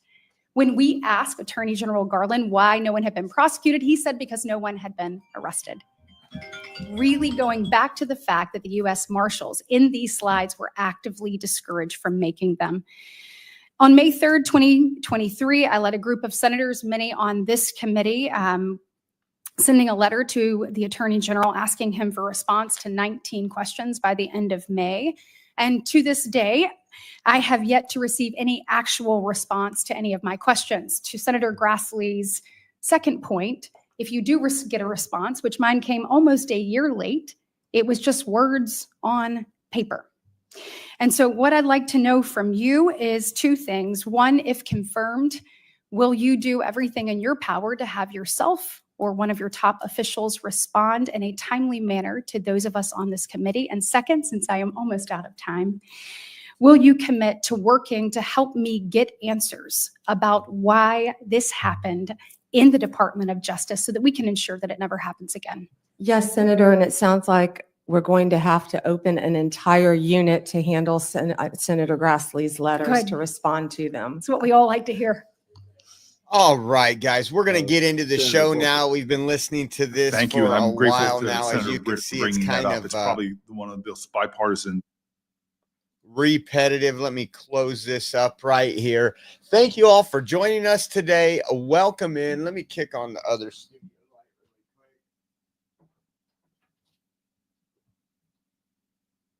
quick.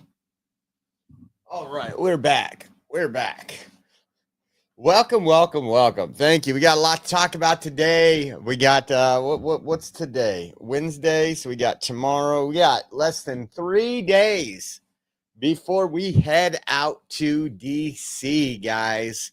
It's going to be epic. I can't wait. We got some breaking news about the ceasefire. You know, when Trump says something, it's just amazing when people say, oh, this won't happen. This won't happen. And when it does, they give credit to Biden. And so we're going to talk about that. We're going to talk about a little of the wokeness. We're going to go over some of the videos right now from the confirmation hearing really quick before we break into everything.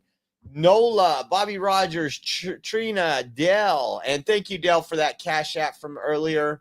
Old Uncle Bill, Carrie Ann, Texas Bigfoot. Let's see who else is in here. I'm going down. Bobby Rogers. Probably going to say some names twice. Chatty Cathy. Thank you guys for being in here. Appreciate you all. And thank you for everybody who is subscribing for only $5 a month on Rumble. It helps maintain that platform. I don't know if you guys seen it, but we're going to go on a grifting spree. That's what they call it, right? So we're going to be down in DC, and I was looking, and I'm hoping by tomorrow afternoon, actually today for some of the stuff, we got to order some things, and this is the reason why. Check out the weather in DC.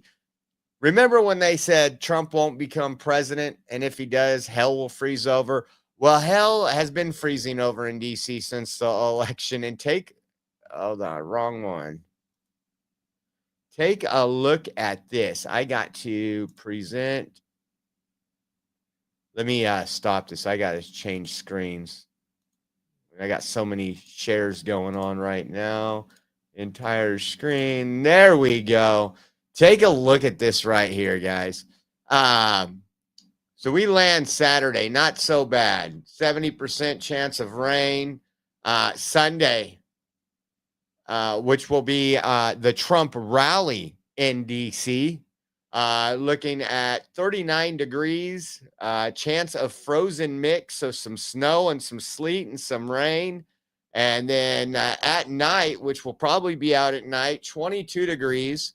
Monday, the day of inauguration, the high is going to be 25 degrees. The night is going to be 11 degrees. Tuesday, once again, 17 and 13. Last night, when I was looking at this, it was 23 degrees.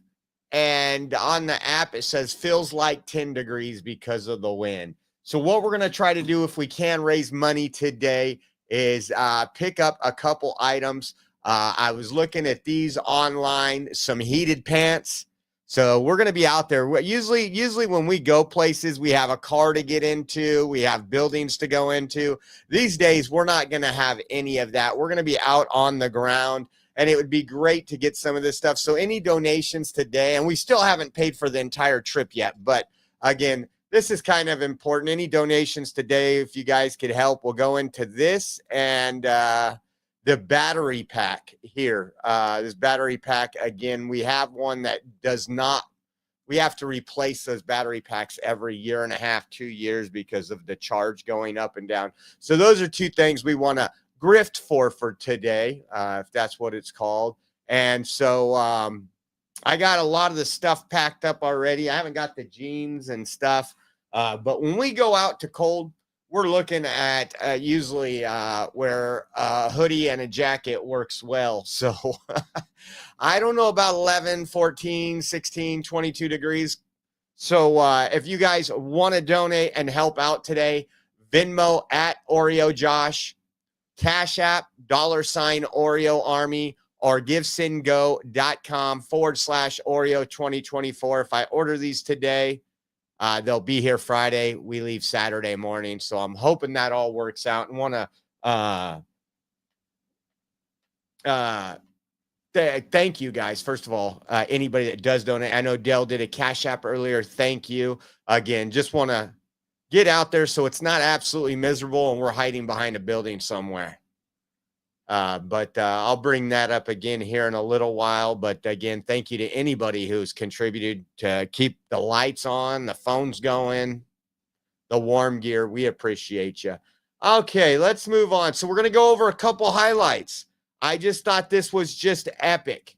Absolutely epic. Adam Schiff is a piece of trash. He's anti-American. He's held positions and lied to Americans. And there's a couple confirmation hearings going on today. This was the Pam Bondi hearing. Of course you won't. So will you advise? Listen. Will it be advice to the president? No, Mr. President, I need to go over them on a case-by-case basis. Do not issue blanket pardons. Will that be your advice to the president? Senator, I have not looked at any of those files. If confirmed, I will look at the files. And for will the you be able to pardons, as well will as you the be able to ongoing review investigation. hundreds of cases on day one? I will look at every file I am Of course asked you to won't. look So at. will you advise the Hey, president? can I will answer you- the question? Well, my question I would is- have plenty of staff. You said, of course you want. You'll be able to review Listen, I'm hundreds not of going to cases on the first mislead day? this body nor you. All right, let me ask another question. You don't want to answer that. Let me ask You were another question. censured by It will Congress, also- Senator, for it will comments just also- like this that it are will so reckless. also- You were Will it- censured by Congress for comments just like this that are so reckless. I just love this. And I did see your comment, old Uncle Bill, that Trump surrounds himself with very intelligent people and those that are easy on the eyes. She is very easy on the eyes. Let me tell you, she's an absolute beautiful woman. She's intelligent, and she ain't taking crap from Democrats. We've been watching a couple hours now of this hearing, and it's just hilarious. Jan Garner, come on, guys, we can do it. Let's go Oreo Army with the Rumble Rant and Fairness 2020. Get her done. Thank you guys so much. Appreciate your guys' support. And then I will check my Zelle here in a minute, and hopefully we'll raise that money today. I want to say thank you all. Now, listen to this one. Now, this is actually my senator. I don't talk about my senator much because he's a piece of trash. Senator Alex Padilla. Take a listen to this. Election. Your job will be, I'm speaking, your job will be to protect voters and workers, not to undermine and dox them. Now, I know that earlier you agreed that Joe Biden is in fact president, but many of the president-elect's inner circle continue to spread the big lie about the 2020 election. Then we'll move on to a different topic. I know that's Senator, one you were that you're obviously speaking. not comfortable May with. I speak? You cut When me I ask off you the when I next was question, you speaking. can speak, and I hope you answer, Ms. Bondi. Well, I'd now, like when to we met answer the yesterday, previous one, Senator. when we met yesterday, You pointed your finger at me and you said did not you were seem to be speaking. familiar Let me answer with my the question. I'm not going to be Citizenship bullied by you, Clause, the Senator 14th Padilla. Amendment of the United States of America, which was deeply disappointing. I guess you And I'm didn't want to hoping you're hear more my familiar answer with it about today Pennsylvania. after I gave an opportunity to study overnight. So can you tell me in this committee what the Citizenship Clause of the 14th Amendment says?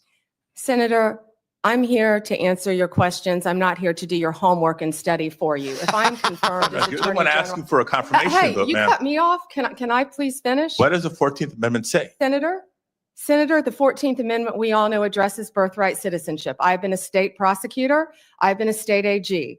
I look forward to, even given your remarks today, working with you and the people of California if I am confirmed as the 87th Attorney General of the United States of America. I didn't take your homework. Man, I'm and sorry. again, the I was- reason why they're bringing up the 14th Amendment is because they want to protect one thing, and that's illegals and anchors babies. Senator Alex Padilla is trash. Again, California, I'm hoping will be shifting soon. It's not shifting. It's not red. I know I can argue with my MAGA brothers and sisters that say California's red. If you try, I invite those people to travel with me to San Francisco and Los Angeles and see how indoctrinated and how these people all get their news from MSNBC. They don't look outside. They believe what the headlines of the LA Times are. Trust me. Trust me. And just to clarify, yesterday, they were attacking Pete Hegseth that he hated women. He didn't want women here. And he clarified by saying, hey, guess what, guys? I just want high standards. I don't want the standards to be different for men and women. You shouldn't get into combat role on a DEI thing, pretty much, where, oh, it's a woman. She doesn't need to score as high. And Democrats kept saying, well, that's not the truth. That's not the truth. This was from Libs of TikTok. Male versus female fitness test. If you input the exact same numbers, you can go do this yourself right now. Male, third class, 194 points. Male, first class, 253. The military lowered standards for women. We need equal combat standards. And I'm going to pull this up on the screen. And you can see there right here. This is male, age 21. Choose event, pull-ups, time, 2 minutes, 3-mile run, 22 minutes. And the points. See the points that are associated with them? Let me pull this down at the bottom because Democrats, again, lie to you even while they're doing nominations. Pull-ups, planks, run time. So they got 60 points for pull-ups, 59 for planks, and run time. Now, what happens if you enter female and do those exact same ones? Wow. 11 pull-ups, 3-mile run, planks, 2 minutes, pull-ups, you get 100 points. Planks, you get 59, and run time, you get 94. A total PFT score of 253 points. And what was it over here? Oh, on a male, that's only 194 points. That's not equality, folks. And that's why, again, all these things, when they talk about, remember how we heard about systematic racism? It's entwined in there. No, but DEI is. And it's great to see that. And then we also had another confirmation hearing going on, nominee for CIA director. And it was just great. Mr. Ratcliffe, listen to what he says in his nomination. And I think it's just great because these people aren't afraid to talk about what's been going on, the corruption. It's not like they're going in there to be politically correct and say, oh, no, you guys done a great job. No, listen to this right here. This is epic. In 2020, when a chairman of an intelligence committee represented that a laptop owned by then candidate Biden's son was somehow a Russian intelligence operation, and 51 former intelligence officials used the imprimatur of IC authority to go along with that. I stood in the breach. I stood alone and told the American people the truth about that. So I think my record in terms of speaking truth to power and defending the intelligence community and its good work is very clear. And what I can assure you is those types of instances, if I'm in that position as CIA director and have to do that again, as uncomfortable as that can be, to be accused, the truth will ultimately defend itself. And I think that intelligence will as well. The truth will defend itself, throwing Adam Schiff under the bus, which is just great news. And old Uncle Bill, thank you so much for your Zelle donation, guys. Thank you so much. Appreciate you more than you know. We can't do it without you guys. Thank you, old Uncle Bill. And again, you guys make this all possible. And it's going to get busy. It's going to get busy. We're going to talk about that here in a minute, too. Libs of TikTok. Disgusting. A New York City teacher was arrested after he allegedly exposed his penis and inserted it into a Lysol container while in front of his elementary-age autistic students. You know what? The unions will defend this. We just seen the Attorney General Pam Bondi. We need stiffer punishments for these sick, perverted pieces of trash. Honestly, I'll be honest. I would do jail time if that was my kid's class. I would find him outside of a courtroom and I would end up getting jail time. This is disgusting to what they're doing to our children. This is a New York Post, New York City teacher arrested after allegedly exposing penis in front of kids at Bronx school for autistic students. How disgusting. Like, what is wrong with people? I get it. The devil is powerful. The devil is powerful, man. If you're not doing things to fight the devil, you're going to be friends with the devil. Check this out. So I got to tell you a little bit of personal story here. Poor Rachel. She'd been crying and sobbing and just uncontrollably because TikTok's going to be banned. And she said like 2 nights ago, what am I going to do with all my recipes? I have all my recipes saved on TikTok. And I said, just download them. She's like, but I don't want to use all my phone space. It's not going to take up much phone space. I go, you know what? You could find those same recipes, those same videos are on Twitter or X.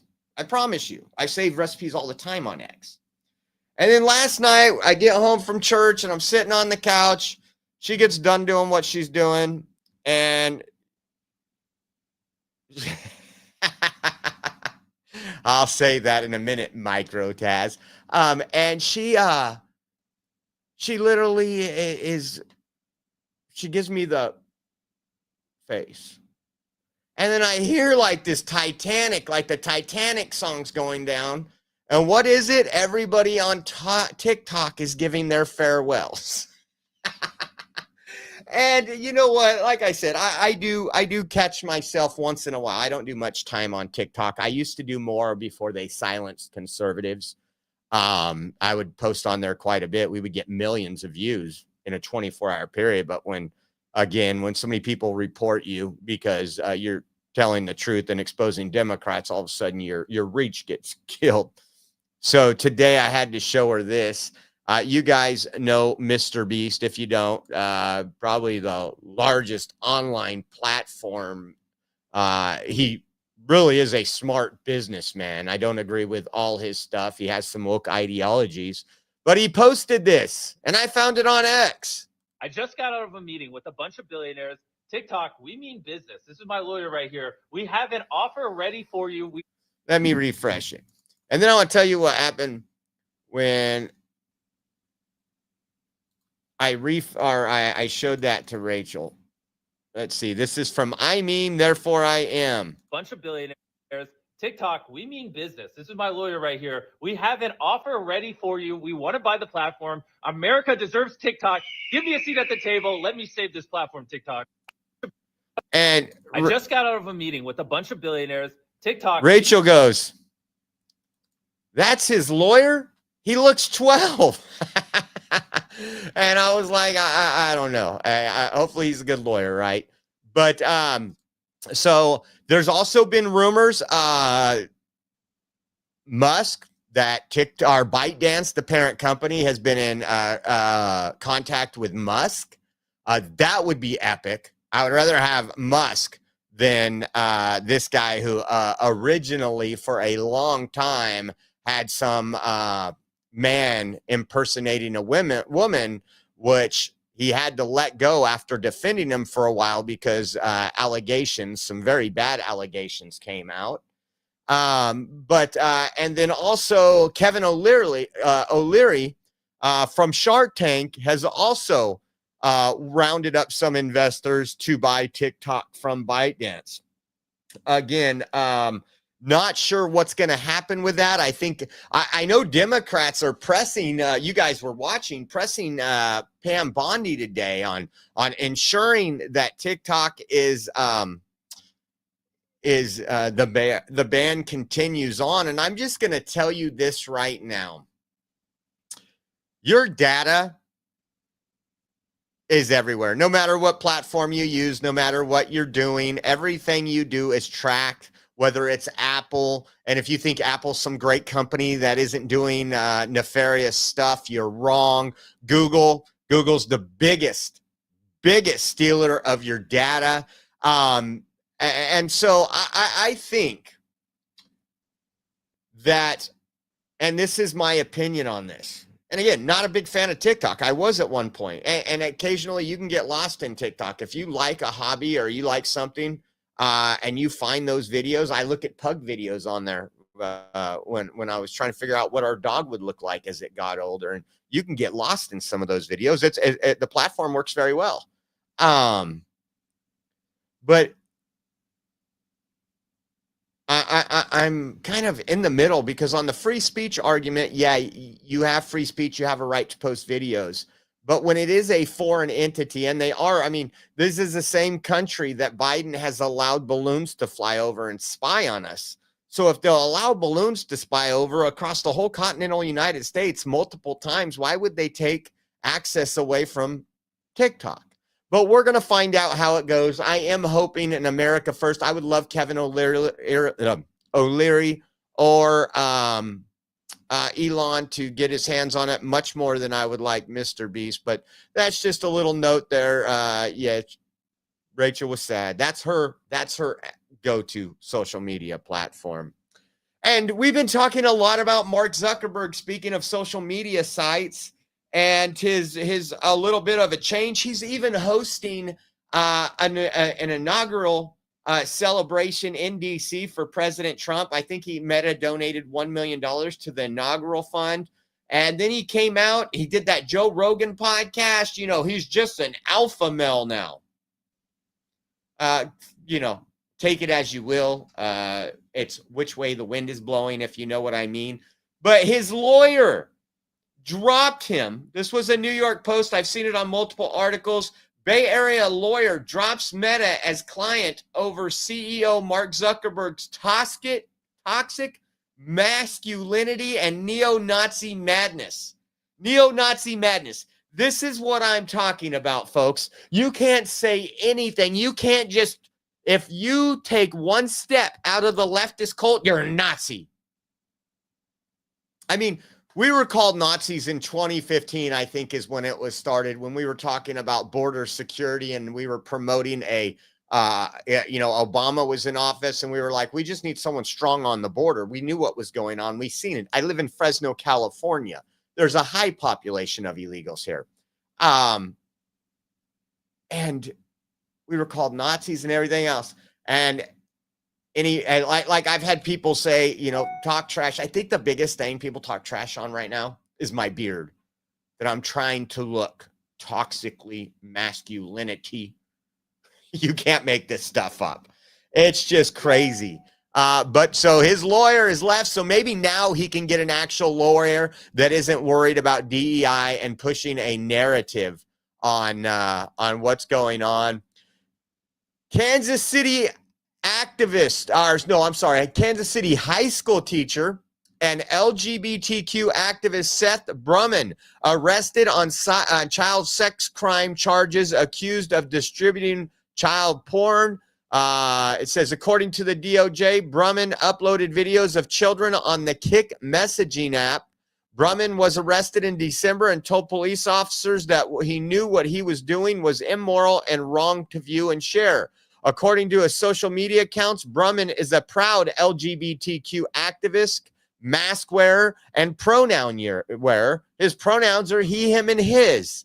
The Lee Summit School District says Brumman is on administrative leave. Just like that, come my way. This is my shit, this is my way. Do it. That's my shit, this is my way. Do it like that, and I repeat it. Don't be Oh, man. just like that, come my way. There's a place for these people. It's called Blue Sky. It's X's competitor. Just absolutely sick. And how many of you guys remember this? We streamed this. We did a show 2018 to talk about it. How many remember when the black guy went into Starbucks didn't order anything, was sitting there for a long time. And then the police, then Starbucks is like, hey, you just can't sit here, taking up customer space. I believe it was in Seattle. And they just announced, this is from Andy No, and I've seen this article too on other platforms. Starbucks announced it is ending a 2018 BLM inspired policy allowing non-customers to loiter inside and use the bathrooms. The policy was enacted after leftists raged online that police were called to remove two black men who refused to make a purchase. Now I'm a big fan of this. We travel a lot, and we have to stop a lot to use the restroom in places. And if it's a Starbucks, I'm more than happy to buy my coffee or whatever in order to use their facilities. Again, this is getting more prevalent. I go into a lot of areas that aren't good, and you cannot find a restroom anywhere because of the drugs and crime. I went into this California, I think it was near Bakersfield. I went into one and I had an argument with the guy. I was like, I just bought $40 worth of gas, and they had an out of order sign on the bathroom. And I said, I just need to use the bathroom. Oh, the bathroom's out of order. Well, it came down. Another guy came in there. He's like, oh, go in there, bro. It's fixed.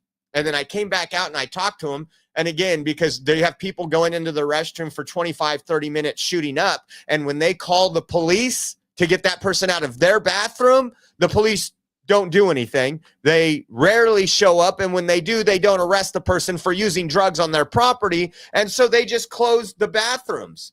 And a lot of places are becoming like this. I know in LA, there's code locks on the bathrooms. A lot of places in the United States are beginning to be like that because the riffraff and because, again, laws aren't enforced. It's actually against the law to be under the influence in many states. In California, it's actually you get awarded for being high on meth or fentanyl, but in most states, and a lot of these police, they don't do anything anymore. They know they're not going to get prosecuted. They know nothing's going to happen. They got to spend all that time doing paperwork, and for what? But Starbucks, now, if you don't know it, Starbucks got a new CEO to revamp. Starbucks has been tanking over the last couple years, and they got a CEO back that is ending some of their woke policies, this being one of them, that you can just loiter in the business. And he said, we need to go back to what we do, making good coffee so you can get it in a hurry. He says, one of my goals is if you order just a regular drip cup of coffee, you should have that order within 1 minute. And for all your mixed drinks, within 3 minutes or less. And so I think these companies are starting to realize when they put wokeness ahead of their customers, it didn't pay off, and they have a lot more competition now. I mean, yeah, Starbucks is on every corner when you go places, but it's absolutely insane. We covered this before, and I just want to tell you, how many remember us covering the Safeway in Oakland that was closing because of crime? They couldn't get no help from the police. Their customers weren't safe. Their employees weren't safe. So they're like, we're just going to close it down. And then you had people on the city council say they're closing down because they're racist. Oh, you can't make this up. Well, listen to this right here. I believe the closure's almost done, and they have their same woke activist out there. Instead of saying, we need justice reform, we need to arrest these criminals, we need to make the Safeway employees safe so this place can stay here. That way, guess what? If this business is safe, we will have other companies come into this town, and we will have more than one location to shop at because there's business here. They can make a profit, which is what businesses do. Listen to this. We're not playing. We're demanding. We're not requesting. We're demanding. We're not urging you. We're demanding you. And we want all the new supervisors to understand this can be a beautiful relationship or a sour relationship. So the shelves of the store are bare. Newly elected Fillmore Supervisor Bilal Mahmood says produce and meat are now gone, but prescription services will continue until the store's closure on February 7th. You get what you pay for, right? You get what you ask for. You wanted to defund the police because the police were racist. You got what you asked for. Oakland is an absolute shithole. It is. And it's going to take the people, the residents, instead of them doing their homework and realizing how can we fix this? Let's go to this neighborhood over here that didn't defund. Let's drive down to Clovis, California and look outside their stores. That's where I live. You don't see homeless people outside. When somebody steals in Clovis, you have police coming immediately and arresting them. Law and order. It's plain and simple, folks. It's plain and simple. And then you have these people screaming racism. No, clean up your own damn neighborhoods. Quit being the victim. Did you see that sign in the back saying food justice? And now, what this does do, and we've told you about this before, we reported it before. Don't be surprised. This is how you get the Marxist agenda into society. Don't be surprised if the city of Oakland leases out that building and you have government-controlled shopping center. Mark my words. Mark my words, guys. I wouldn't doubt it. I wouldn't put it past them.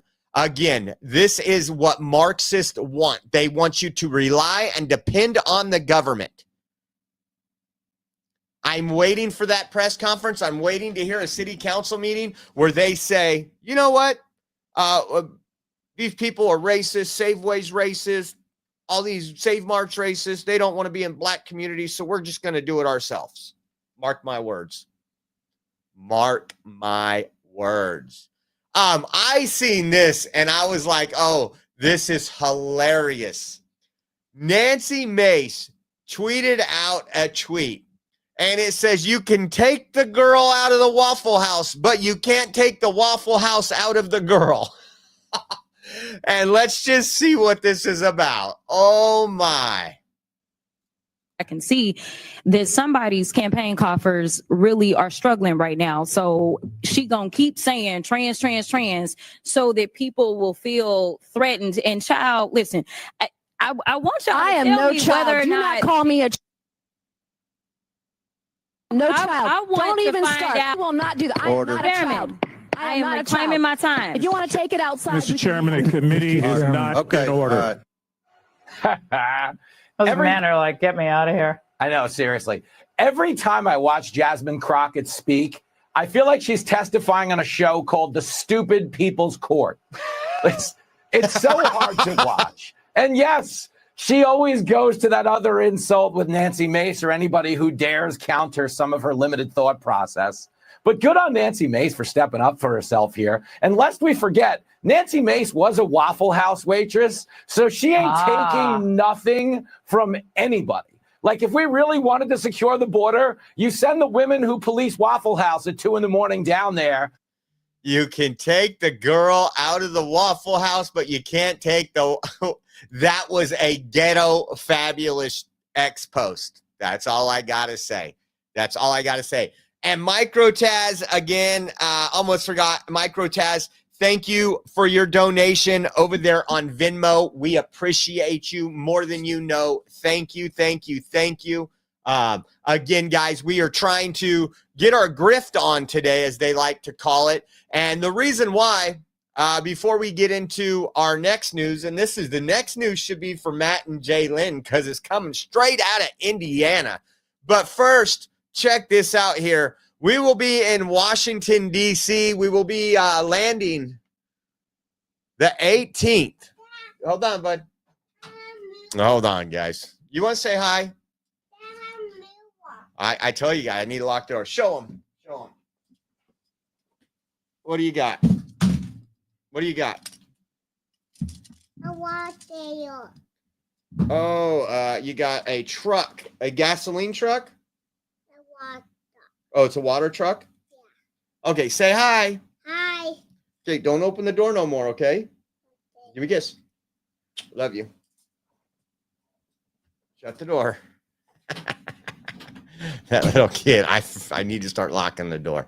I'm in here all day long, so like throughout the day, he just comes in while I'm working, and he just thinks it's okay.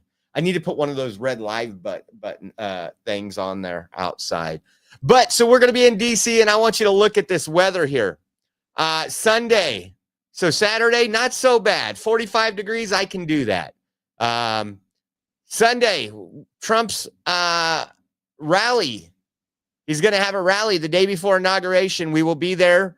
50% chance of snow that night, 39 degrees in the day.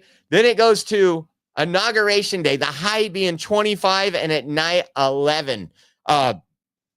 So we are going to be out in the streets. We won't have a vehicle. We won't have anything like that. We don't have no buildings. So what we're trying to do, if you guys want to help out and donate today, is grab some things to stay warm. One of those being some heated pants right here to wear out there, and possibly a heated jacket as well. I've looked at those last night, and if I order them today before cutoff time, I can get those.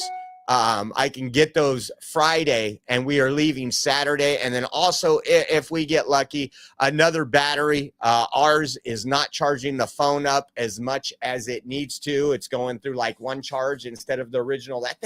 Those things charge up an iPhone like 9 times. So if you guys want to help contribute to this, we appreciate it. We are 100% viewer funded. You guys make it all possible. You can do Venmo at OreoJosh. GiveSendGo.com/Oreo2024. And we also have Cash App, $Oreo Army. And then if you'd like to use Zelle, a lot of people use Zelle, you can go to our website, theoreoexpress.com. Click the Donate Now button, and all the links are on there, guys. And again, I want to say thank you for everything you guys do. We can't do it without you, and we don't want to be hiding in a corner this day and staying pretty cold. So, it's going to be interesting. I told you guys, and I've said this numerous times on this live stream, when we were there in January 6th, I told you it was the coldest I had ever been in my life. And let me show you something, what scared me yesterday and why I started getting a little crazy on this. Take a look at this. So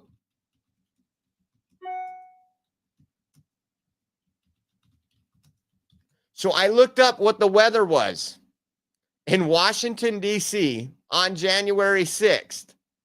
How do I do this? I go this way.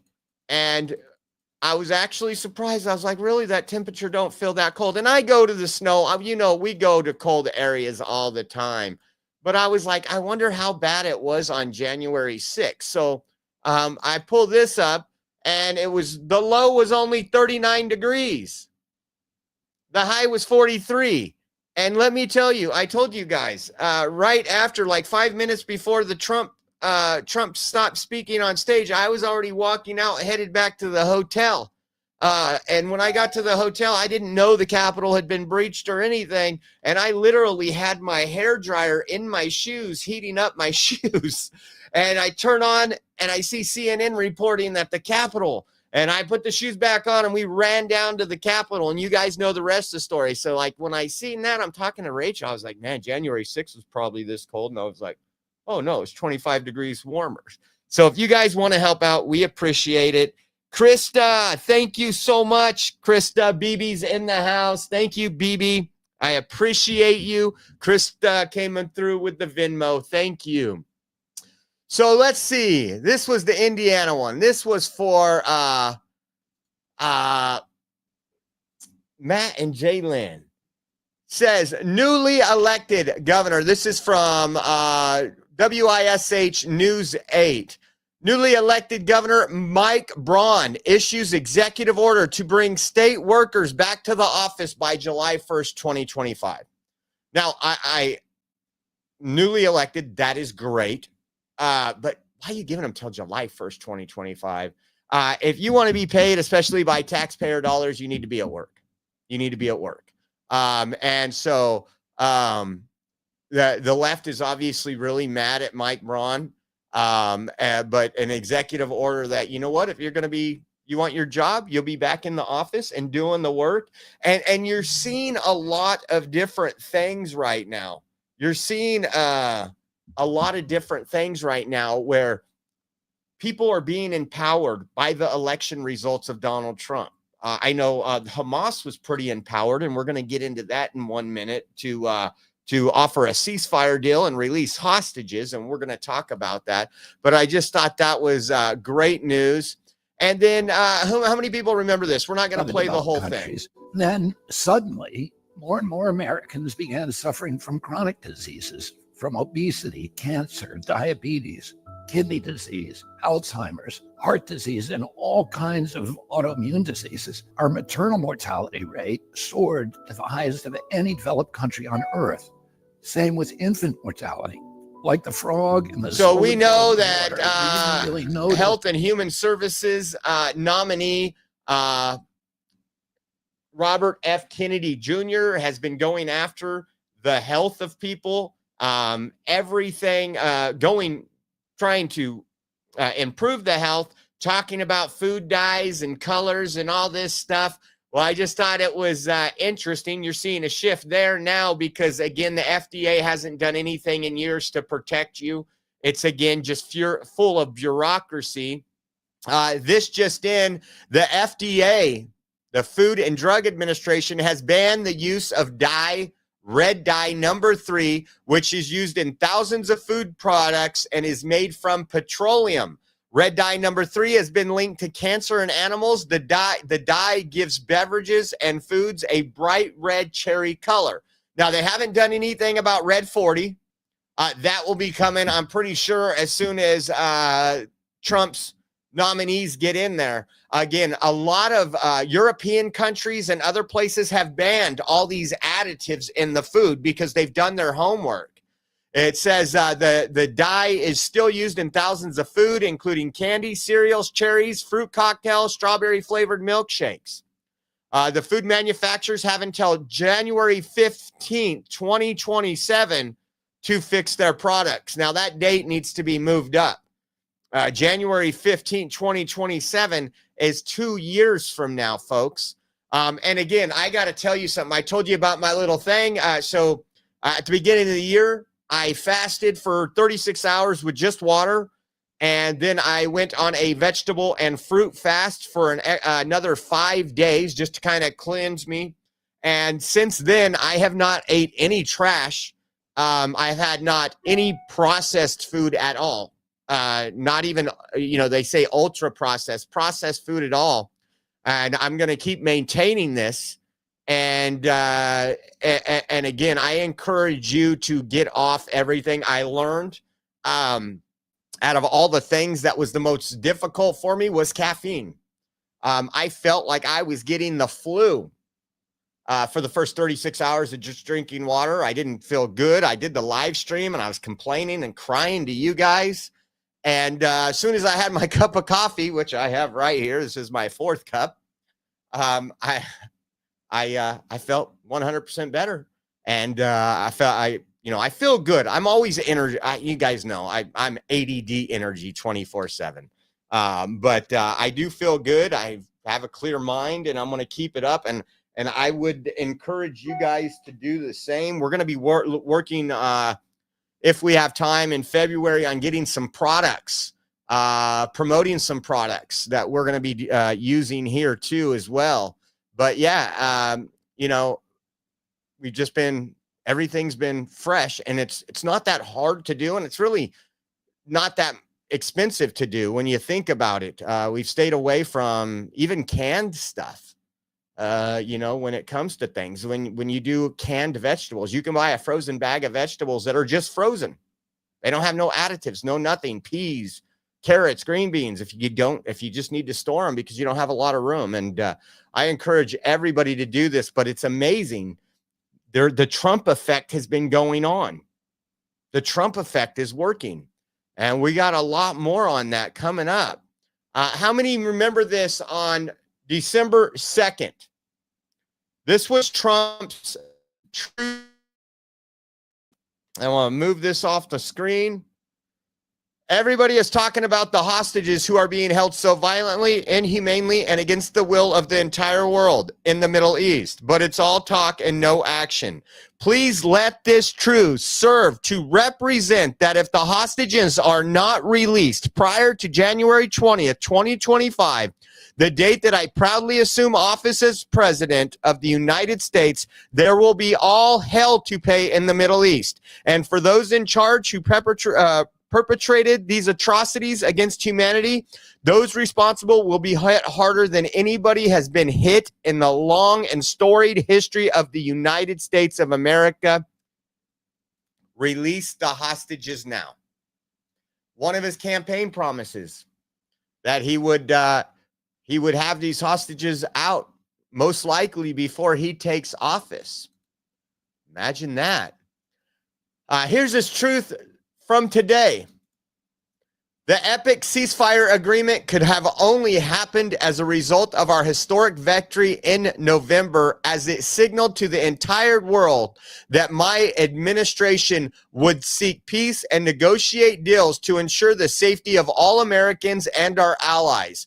I am thrilled American and Israeli hostages will be returning to home to be reunited with their families and loved ones. With this deal in place, my national security team, through the efforts of Special Envoy to the Middle East, Steve Witkoff, will continue to work closely with Israel and our allies to make sure Gaza never again becomes a terrorist safe haven. We will continue promoting peace through strength throughout the region as we build upon momentum of the ceasefire to further extend the historic Abraham Accords. This is only the beginning of great things to come for America and indeed the world. We have achieved so much without even being in the White House. Just imagine all the wonderful things that will happen when I return to the White House and my administration is fully confirmed, so they can secure more victories for the United States. The Trump effect, guys. This is just crazy. Now, you want to know, Trump said, if they're not released by time I take office, they'll be all hell to pay. When do you think they're releasing them? January 19th. The day before inauguration. And of course, Biden and the Democrats are trying to take credit of this war that they allowed to happen. Listen to this. You guys are going to laugh. The elements of this deal are what I... Good afternoon. It's a very good afternoon. Because at long last, I can announce a ceasefire and a hostage deal has been reached between Israel and Hamas. More than 15 months of conflict that began with Hezbollah's brutal massacre on October the 7th. More than 15 months of terror for the hostages, their families, the Israeli people. More than 15 months of suffering by the innocent people of Gaza. Fighting in Gaza will stop, and soon the hostages will return home to their families. The elements of this deal were what I laid out in detail this past May, which was embraced by countries around the world and endorsed overwhelmingly by the UN Security Council. The deal is structured in 3 phases. Phase 1 will last 6 weeks. It includes a full and complete ceasefire, withdrawal of Israeli forces from all the populated areas of Gaza, and the release of a number of hostages held by Hamas, including women and elderly and the wounded. And I'm proud to say Americans will be part of that hostage release in phase 1 as well. And the Vice President and I cannot wait to welcome them home. In exchange, Israel released hundreds of Palestinian prisoners. And during phase 1, the Palestinians can also return to their neighborhoods in all the areas of Gaza. And the surge of humanitarian assistance into Gaza will begin. And the innocent people can have a greater access to these vital supplies. You know, during the next 6 weeks, Israel will negotiate the necessary arrangements to get phase 2, which is a permanent end of the war. Let me say it again, a permanent end of the war. There are a number of details to negotiate to move from phase 1 to phase 2, but The plan says if negotiations take longer than 6 weeks, the ceasefire will continue as long as the negotiations continue. I've spoken to the Emir of Kuwait and the President of Egypt, and we have pledged to make sure the negotiations will keep moving forward for as long as it takes. Then, when phase 2 begins, there will be an exchange for release of the remaining living hostages, including male soldiers, and all remaining Israeli forces will be withdrawn from Gaza, and the temporary ceasefire will become permanent. And finally, phase 3, any final remains of hostages who have been killed will be returned to their families, and a major reconstruction plan for Gaza will begin. This is the ceasefire agreement I introduced last spring. Today, Hamas and Israel have agreed to that ceasefire agreement. Man, what an incredible president right there. Such strong leadership. Like how could they replace him with Kamala? He's just so accomplished. I just think it's excellent. Listen to this right here. Listen to this right Do or here. try. Is that a joke? Oh, thank you. Do or try. Oh, and there's a better one. Is that a joke? They're asking who Thank you. secured the deal, him or Trump, and he says, "Is that a joke?" No, it's not a joke. How many remember 1 week ago, ABC News? Listen to this. President-elect Trump with a blunt warning for Hamas. Matt Gutman with that from Israel. Tonight, President-elect Trump with a blunt new warning to Hamas, demanding they free the hostages before he takes office in January, or there will be, quote, all hell to pay in the Middle East. President-elect Trump with a blunt warning for Hamas. Matt Gutman with that from The Trump effect, folks. Israel. And again, Democrats will never admit anything that's truth. They want to make Trump look as bad as possible. Nola, thank you so much for your Venmo. Thank you, Nola. Appreciate you. And Dale, again, thank you for the Cash App. Appreciate you. Appreciate you guys, man. This is, I appreciate y'all. Now, how many remember this too? We're going to pull up our favorite show, and we'll see if they're truthful and they honor what they said or not. Listen to this.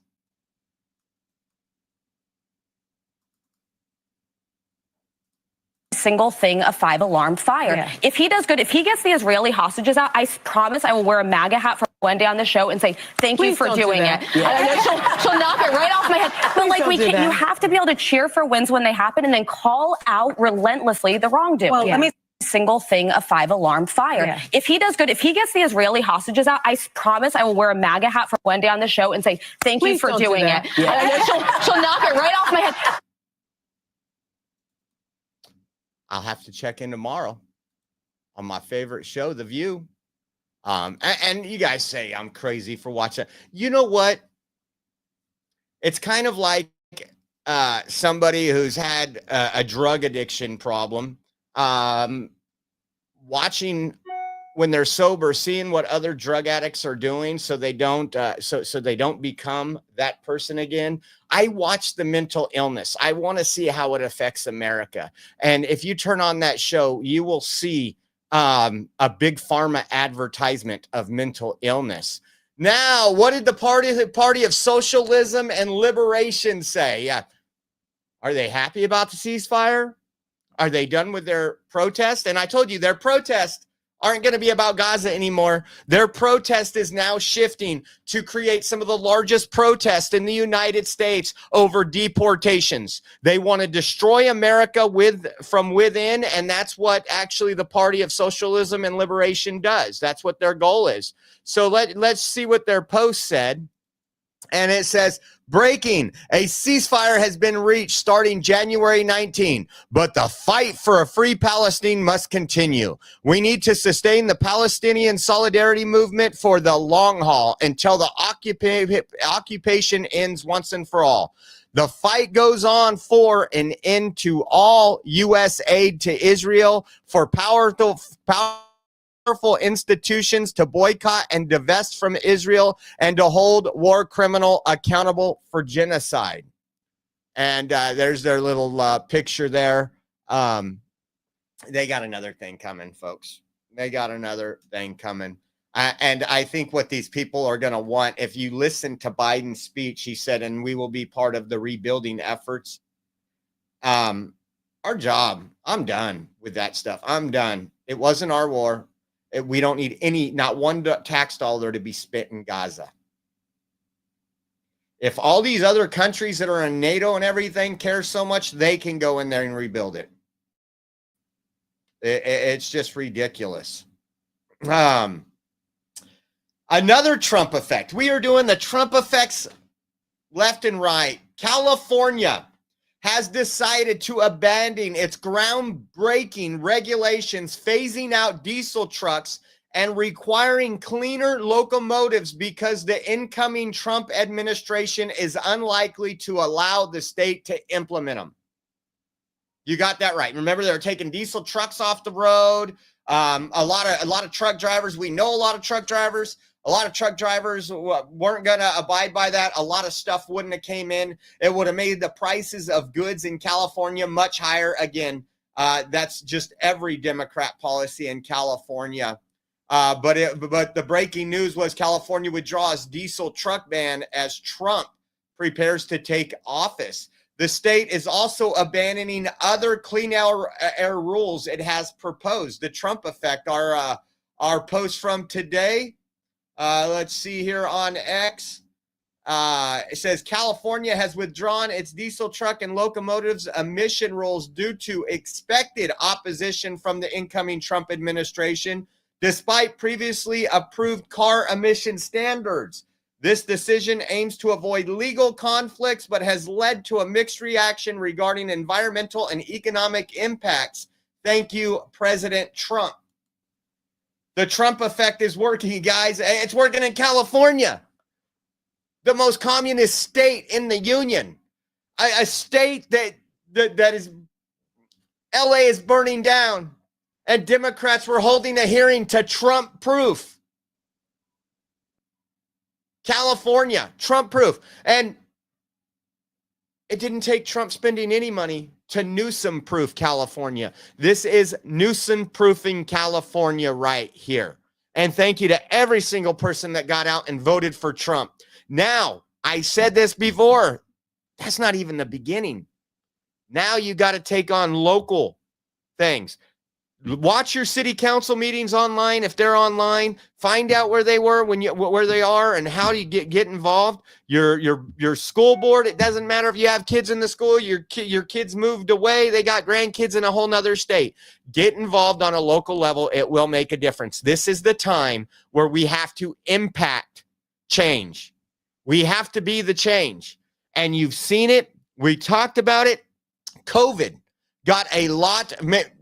created a lot of activists. And if you look at some of the school boards we've went to throughout California and how they've switched more than half their school board into conservatives, how they are trying to keep pornography out of the children's faces at school. Of course, Gavin Newsom and attorney Rob Bonta are suing them for that.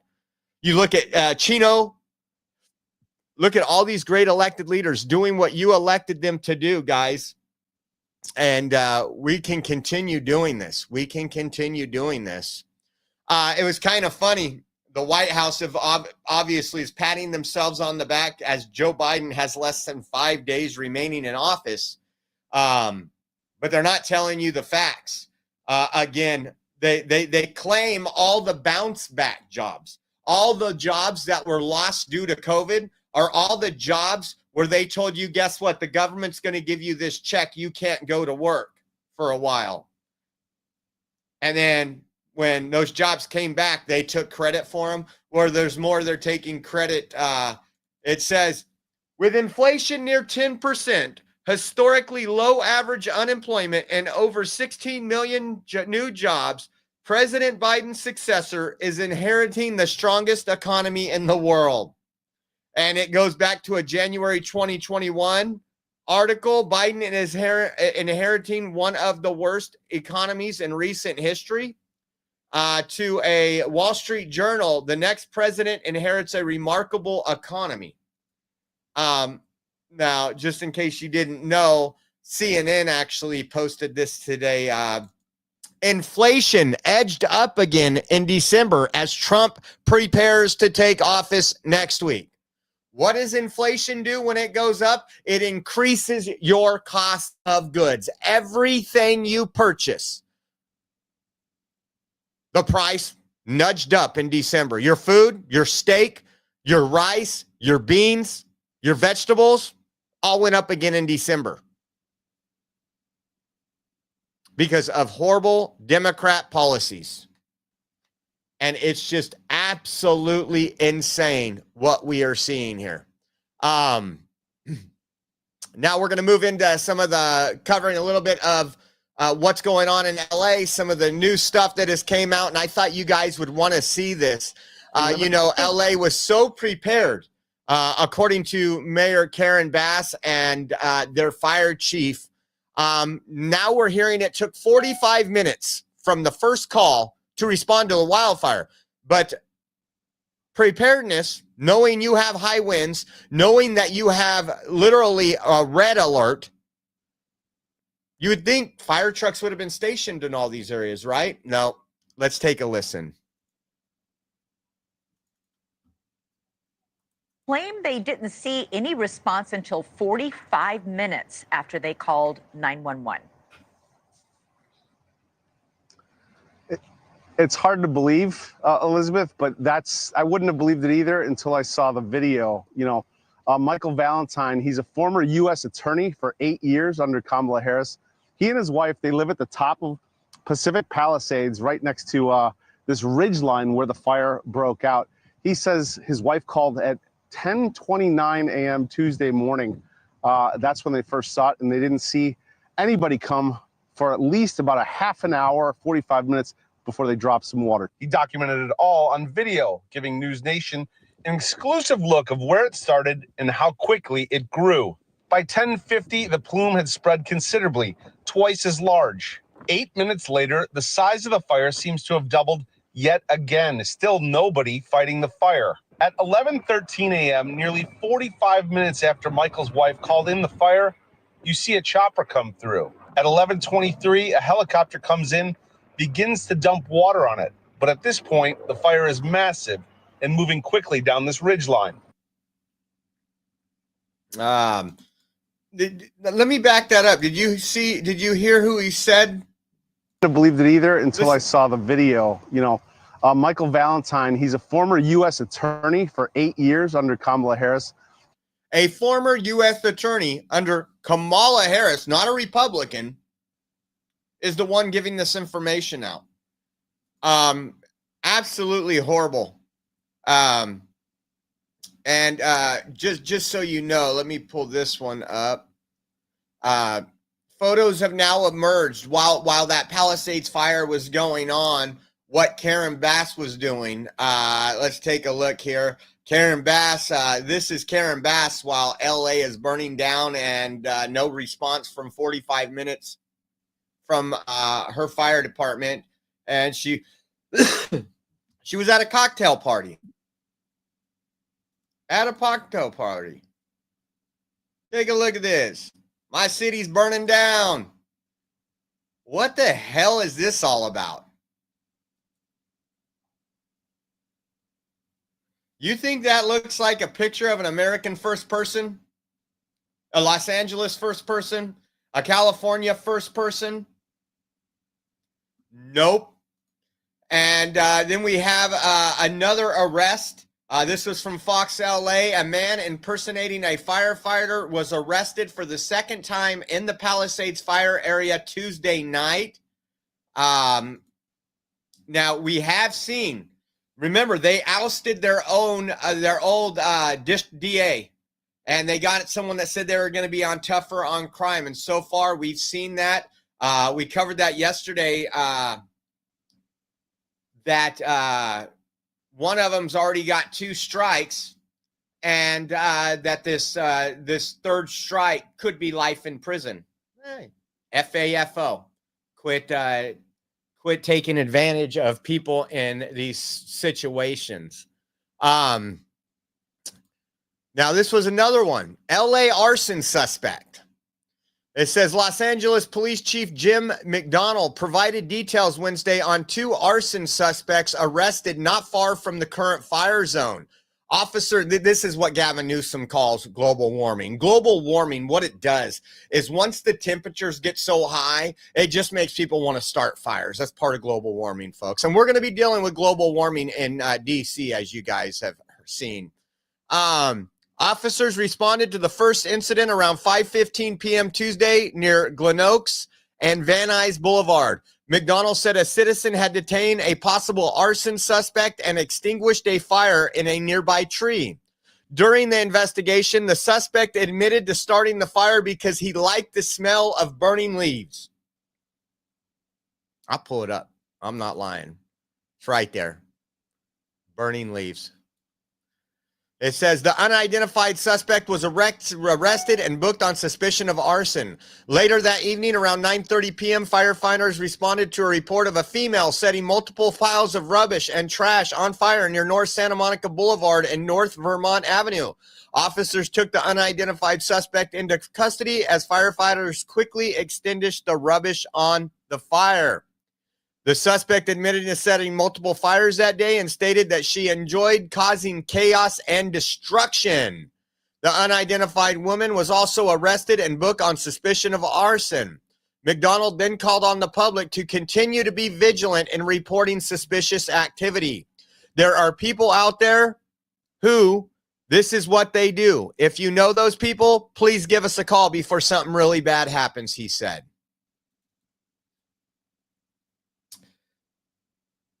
All I got to say is we've been reporting, we told you guys this the whole time.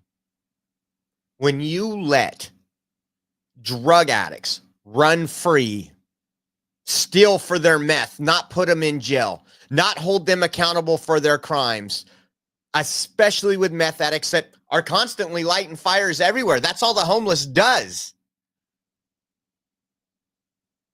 This was going to happen. And listen to this. This was great.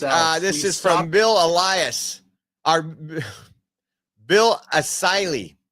It says Democrats have controlled every level of government in California for nearly 2 decades. Republican policy solutions like CEQA, exemptions for wildlife preparedness have been blocked or vetoed by this governor, and the people have a right to demand accountability. Let's take a listen.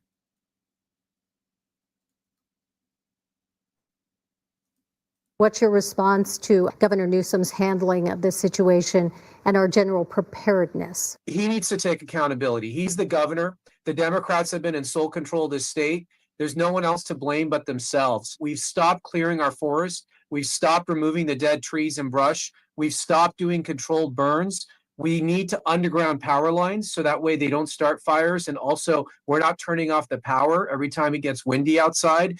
We need to invest in our infrastructure. We haven't built any water storage, even though the voters gave $7 billion 10 years ago to do it. They are beholden to, again, this extreme environmental agenda where they don't want to develop or do or touch any of the wildland. And that's leading to this awful situation we have now, which is not good for the environment. We cannot continue like this. We cannot have $100 billion losses every year. We're not going to have insurance companies insuring us. We're not going to be able to sustain the recovery efforts.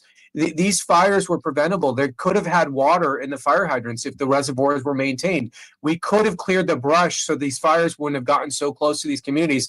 There are things we could have done. I think the public has a right to know why that wasn't done and who's responsible for that. They also have a right to have a mayor who's present in the city when an emergency happens. We don't want mayors working remotely while they're on vacation or off somewhere else. The public has a right to ask for accountability. That's just good governance. Man, it's not looking good. I told you guys again. This is why Mayor Karen Bass won't answer the questions about should you have been here knowing that there was an extreme fire threat? And this looks a lot more fun. I'll be honest. I ain't gonna lie. I'd love to be in another country having cocktails and kicking back with my peeps. But unfortunately, fortunately for me, my peeps are right here in this country. Those are my peeps. So big difference there. Big difference there. Hopefully, people realize what's going on. And this is from Allie Bradley yesterday. She goes, a month ago, we do not interfere with the federal government's right to enforce federal law. The governor saying he never said he would get in the way of mass deportations, rather that the state cooperate with ICE. Said was upheld. California's posture remains. The federal government, we do not interfere in the federal government's right to enforce federal law using federal resources, period, full stop.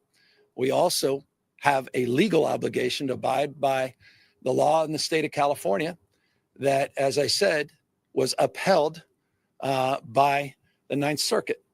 And we intend to do just that as well. So as it relates to a hypothetical, we'll have to address that if indeed that transpires. But I think our approach is one that's sound and thoughtful. Doesn't it mean, though, that interesting that he's not going to interfere? Then this was interesting. Governor Gavin Newsom and California Democrats reached a $50 million deal to Trump-proof the state using taxpayer money to shore up state and local legal defenses and push back on the incoming president's administration's mass deportation. So they are fighting the federal government. And we've been talking about it. There's been a big, not a big, but an operation effort here in the Central California where they have arrested child rapists, drug traffickers, human smugglers. And then you have this group out here in Salinas, in Bakersfield, in Fresno, protesting against the deportation of criminals. You can't make this stuff up, folks. You can't make this stuff up. And then he went on the air yesterday after our live stream and was crying. Listen to this.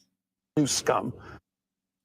And, you know, I get it. They want to take us. I get it. I'm not naive. I get the California derangement syndrome. I've been living with that for years and years. New scum. You know, in the same 7th grade. I remember the guy on Baltimore Avenue that called me new scum. I was in 7th grade. I can handle that. We'll leave that aside. Hold on. It sounds like this guy has a complex from being bullied. He remembers the street that the guy lived on in 7th grade that called him Newscum. I had people call me names. I don't remember their names, what they look like, or what street they lived on. I think this guy has a serious complex. I think we're getting down to the bottom of something. I think we found the elephant in the room. Keep talking, Newsom. I'm here for you, buddy. I'm here for you. I understand what they're trying to do. I want to work with them. It's not about me. It's about people that we both represent.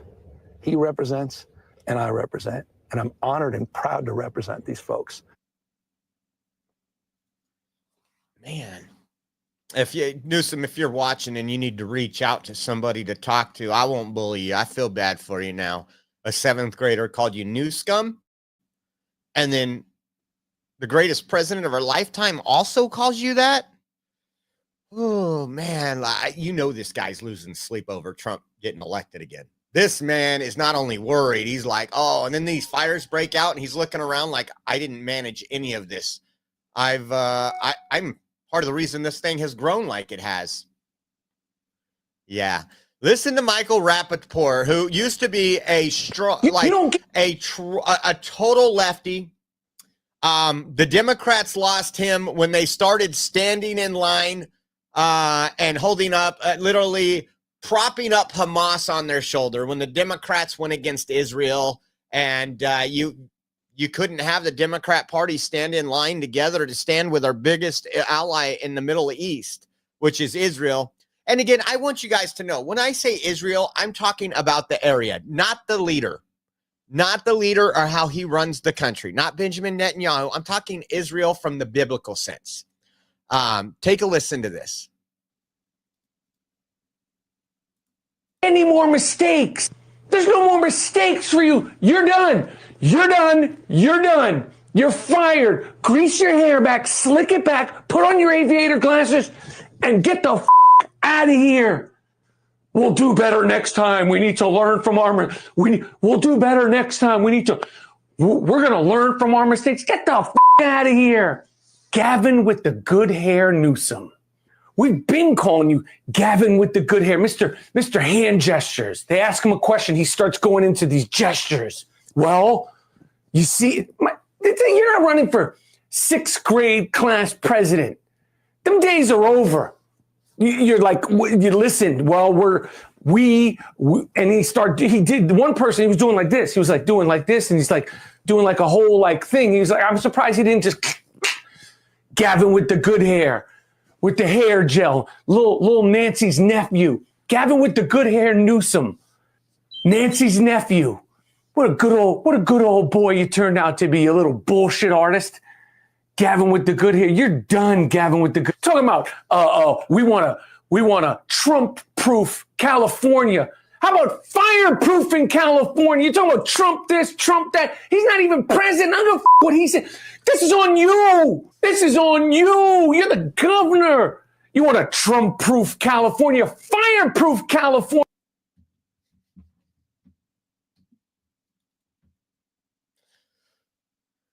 Man, I agree with that guy. They want to Trump-proof it, fireproof California. How hard is that?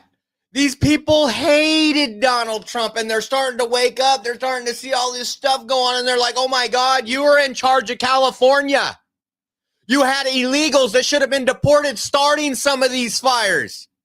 You didn't manage the forest. You had Trump in California after another major forest fire back there and said you need to clean up. You need to manage your forest so these fires don't spread like crazy. That's just insane. So check this out. We're going to show you something. Ben had an update. Our good buddy Ben Berkwam had an update from Asheville, North Carolina. I was there, what was it, about 7 weeks ago. Says breaking update from Asheville, North Carolina, almost 4 months after Hurricane Helene. This is what Democrats and FEMA think of you. We are rebuilding parts of Ukraine faster than this. Thank God this ends January 20th. Wait until you see interviews we're getting. It's time to put America first again. It's beyond words. This is truly insane. Got down here to Asheville. Again, this is 3.5 months later. This is what it looks like. This is in the spots that they know you're going to see. This is what rebuilding looks like. We're rebuilding Ukraine faster than we're rebuilding North Carolina. This is just it's such a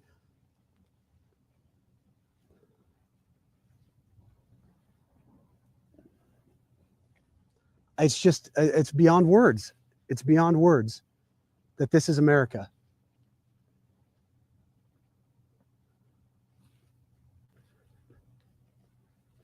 This is America. While we spend billions on other countries and on allowing illegals to invade our country, this is how American citizens are treated. 4 months later, and we got a little caution tape. I mean, that is so outrageous. It's beyond words. And this is Asheville. And there are 1,000 little other communities like this. Many of them not even reported on. And Asheville's mayor had the nerve to thank Joe Biden. I wonder if she's still thanking him. American citizens deserve better. We're getting it on January 20th.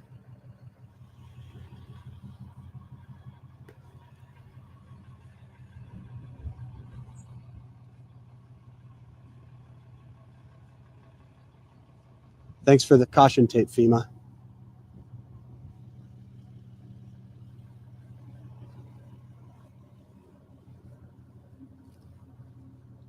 Glad we spent the millions and millions and millions of dollars on the dump trucks that are just sitting here. And you drive the roads, and it's like this everywhere. I mean, this is unacceptable. I'm driving down here. Those are the same streets we went down. We've had 4 months. We used to be a nation that built.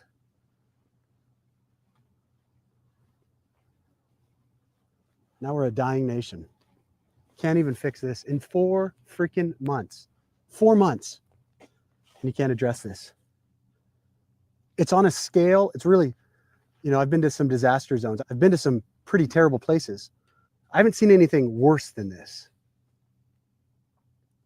And the scale, the width of the disaster here, and the fact that they have the nerve to try to silence reporters, to try to say that they're doing everything they can, and threaten people who speak out against it. This is the worst part to me, is I'm talking to people on the ground here. Many of them don't want to go on camera because they're worried about losing the pennies that FEMA's given them. Well, we're giving billions of dollars to illegals to invade our country. The people in this community are given pennies, and they're afraid to talk because they're afraid of losing those pennies. FEMA's got to get shut down. This is a disgrace. Ben Bergquam, Frontline America, Real America's Voice News out there, Asheville, North Carolina. I noticed that some of those videos, we took you there to those areas live on day 11 days after it happened, and it looks just as bad now. Crazy. Here's the current wind speeds. This was about an hour ago across Southern California. And it looks like some of the wind, let me pull this up on here for you. As you can see, some of those wind speeds are probably in the neighborhood of 40 to 55 miles an hour right here between Santa Barbara and Los Angeles. There is still fire spreading. Still just absolutely horrible, guys. And we got a surprise for you too. We will be live again in about 3.5 hours for a very special live stream. Joe Biden is going to be giving his farewell address. Now, if I have time, I'm going to do some type of drinking game. I always say I'm going to, and then we get busy and I'm working on X and the website and everything, and I don't get to. But so tonight at 5 o'clock Pacific, 8 o'clock Eastern, we will be live for Joe Biden's farewell address. I mean, this is probably going to be one of my favorite ones. We're literally going to be flying into DC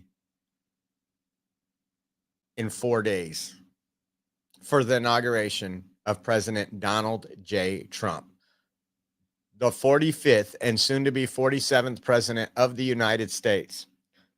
And I'll be honest, I can't thank Democrats enough. I can't thank people like Mayorkas enough. As bad as the economy was and everything else, if it wouldn't have been for the open borders, if it wouldn't have been for the videos circulating, if it wasn't have been for Chicago residents saying, hey, they're filling up these hotels, these are for us. They're giving the homes, they're taking veterans out of homes, and they're putting in illegals on the food line where we come get our food. We can't get food no more because there's illegals here. They're destroying our black community. If it wasn't for everything that went on, I truly believe there was a purpose behind this, a purpose that some of us might not understand completely. But I remember Donald Trump could have never been elected president before Barack Obama. before the racial divide, the America Last policy. I think that's the first time. I mean, don't get me wrong. We had a lot of Republicans that were America Last, but with Obama, that was the first time it was promoted like it was. Remember when he went on the apology tour, apologized for what America's done? And somebody like Trump would have never even been elected, even thought about, made it through the primaries before. And remember, Donald Trump's an ex-Democrat. And he was an incredible president. I can't wait for this inauguration. But it's just astounding what we have seen as people and what we have been put through. What they've done to our military members, what they have done to the citizens of this country. And trust me, I live in California. I'm up and down this state all week long, a lot of weeks. And Democrat policies are destroying this country. And I'm so thankful that Trump's going to be back in office. It's going to be incredible. Again, that's going to be at 5 o'clock Pacific, 8 Eastern time. And we are still grifting right now. And this is the reason why we are going to be in D.C. And when we land, it's going to be 45 degrees. On the day of the rally, it's going to be 22 to 39 degrees. Last night, it was like 20, what I say earlier, 23 or 24 degrees. But because of the wind, the weather app said it felt like 10. Inauguration day, the high is going to be 25. And of course, this is going to change because it says snow on the 19th. And then Tuesday, which is the day after inauguration, 17 degrees is the high. So we are working to get some equipment, probably like some heated pants like this, and probably a jacket, a heated jacket, and some other gear to stay warm while we're out there. We won't have a vehicle. Again, you have to park pretty far away for these events and walk through DC. But we want to at least not go through hypothermia while we're out there. So if you guys want to help out and let us get this ordered today, that would be excellent. And we can get this. If I order it today, it'll be here Friday. We fly out Saturday. We'll be bringing you some video, probably on X from the airports, of course, all maggot out. We got some of the gang of 6 riding on this flight. We got some of the gang of 6 driving in. It's going to be amazing. The Oreo Army is going to be out in full effect on Inauguration Day. So if you guys want to help out, Venmo at Oreo Josh, giftsandgo.com/Oreo 2024. We also have Cash App, $ Oreo Army. And if you use Zelle, you can go to our website, theoreoexpress.com, and there's a donate now button. You just got to scroll down a little and it'll have all our links, including Zelle. I want to thank you guys for being with us today on the second live stream, almost 3 hours on this one. Thank you for your guys' support. We are 100% viewer funded. We're going to be doing a lot of on-the-ground reporting and covering especially these deportation efforts that are going to be coming and the riots that are going to be coming with them. So I want to say thank you all. We will see you just now, probably in about 3 hours for the next live stream. God bless you all and have a safe afternoon. Thank you, guys. Just like all of you, I had problems sleeping. I had tried every pillow out there and nothing worked. I'd flip-flop all night, use my arm for support, and fall asleep, or I'd wake up with a sore neck or maybe a headache. Well, quality sleep comes from keeping your neck straight at night. You have to fill in that space between your head and your bed. That's why I invented MyPillow. MyPillow's patented fill adjusts to your exact individual needs, and it doesn't matter if you sleep on your back, stomach, side, or any combination of all three. When I got MyPillow, I'm asleep almost immediately. I stay asleep at night, and I wake up more well-rested in the morning. So go to MyPillow.com or call the number on your screen. Use your promo code to get Classic King MyPillows for only $19.98. Queen size just $18.98. Standard Classic MyPillows only $14.98. That's right, only $14.98. Plus all orders $75 or more ship absolutely free.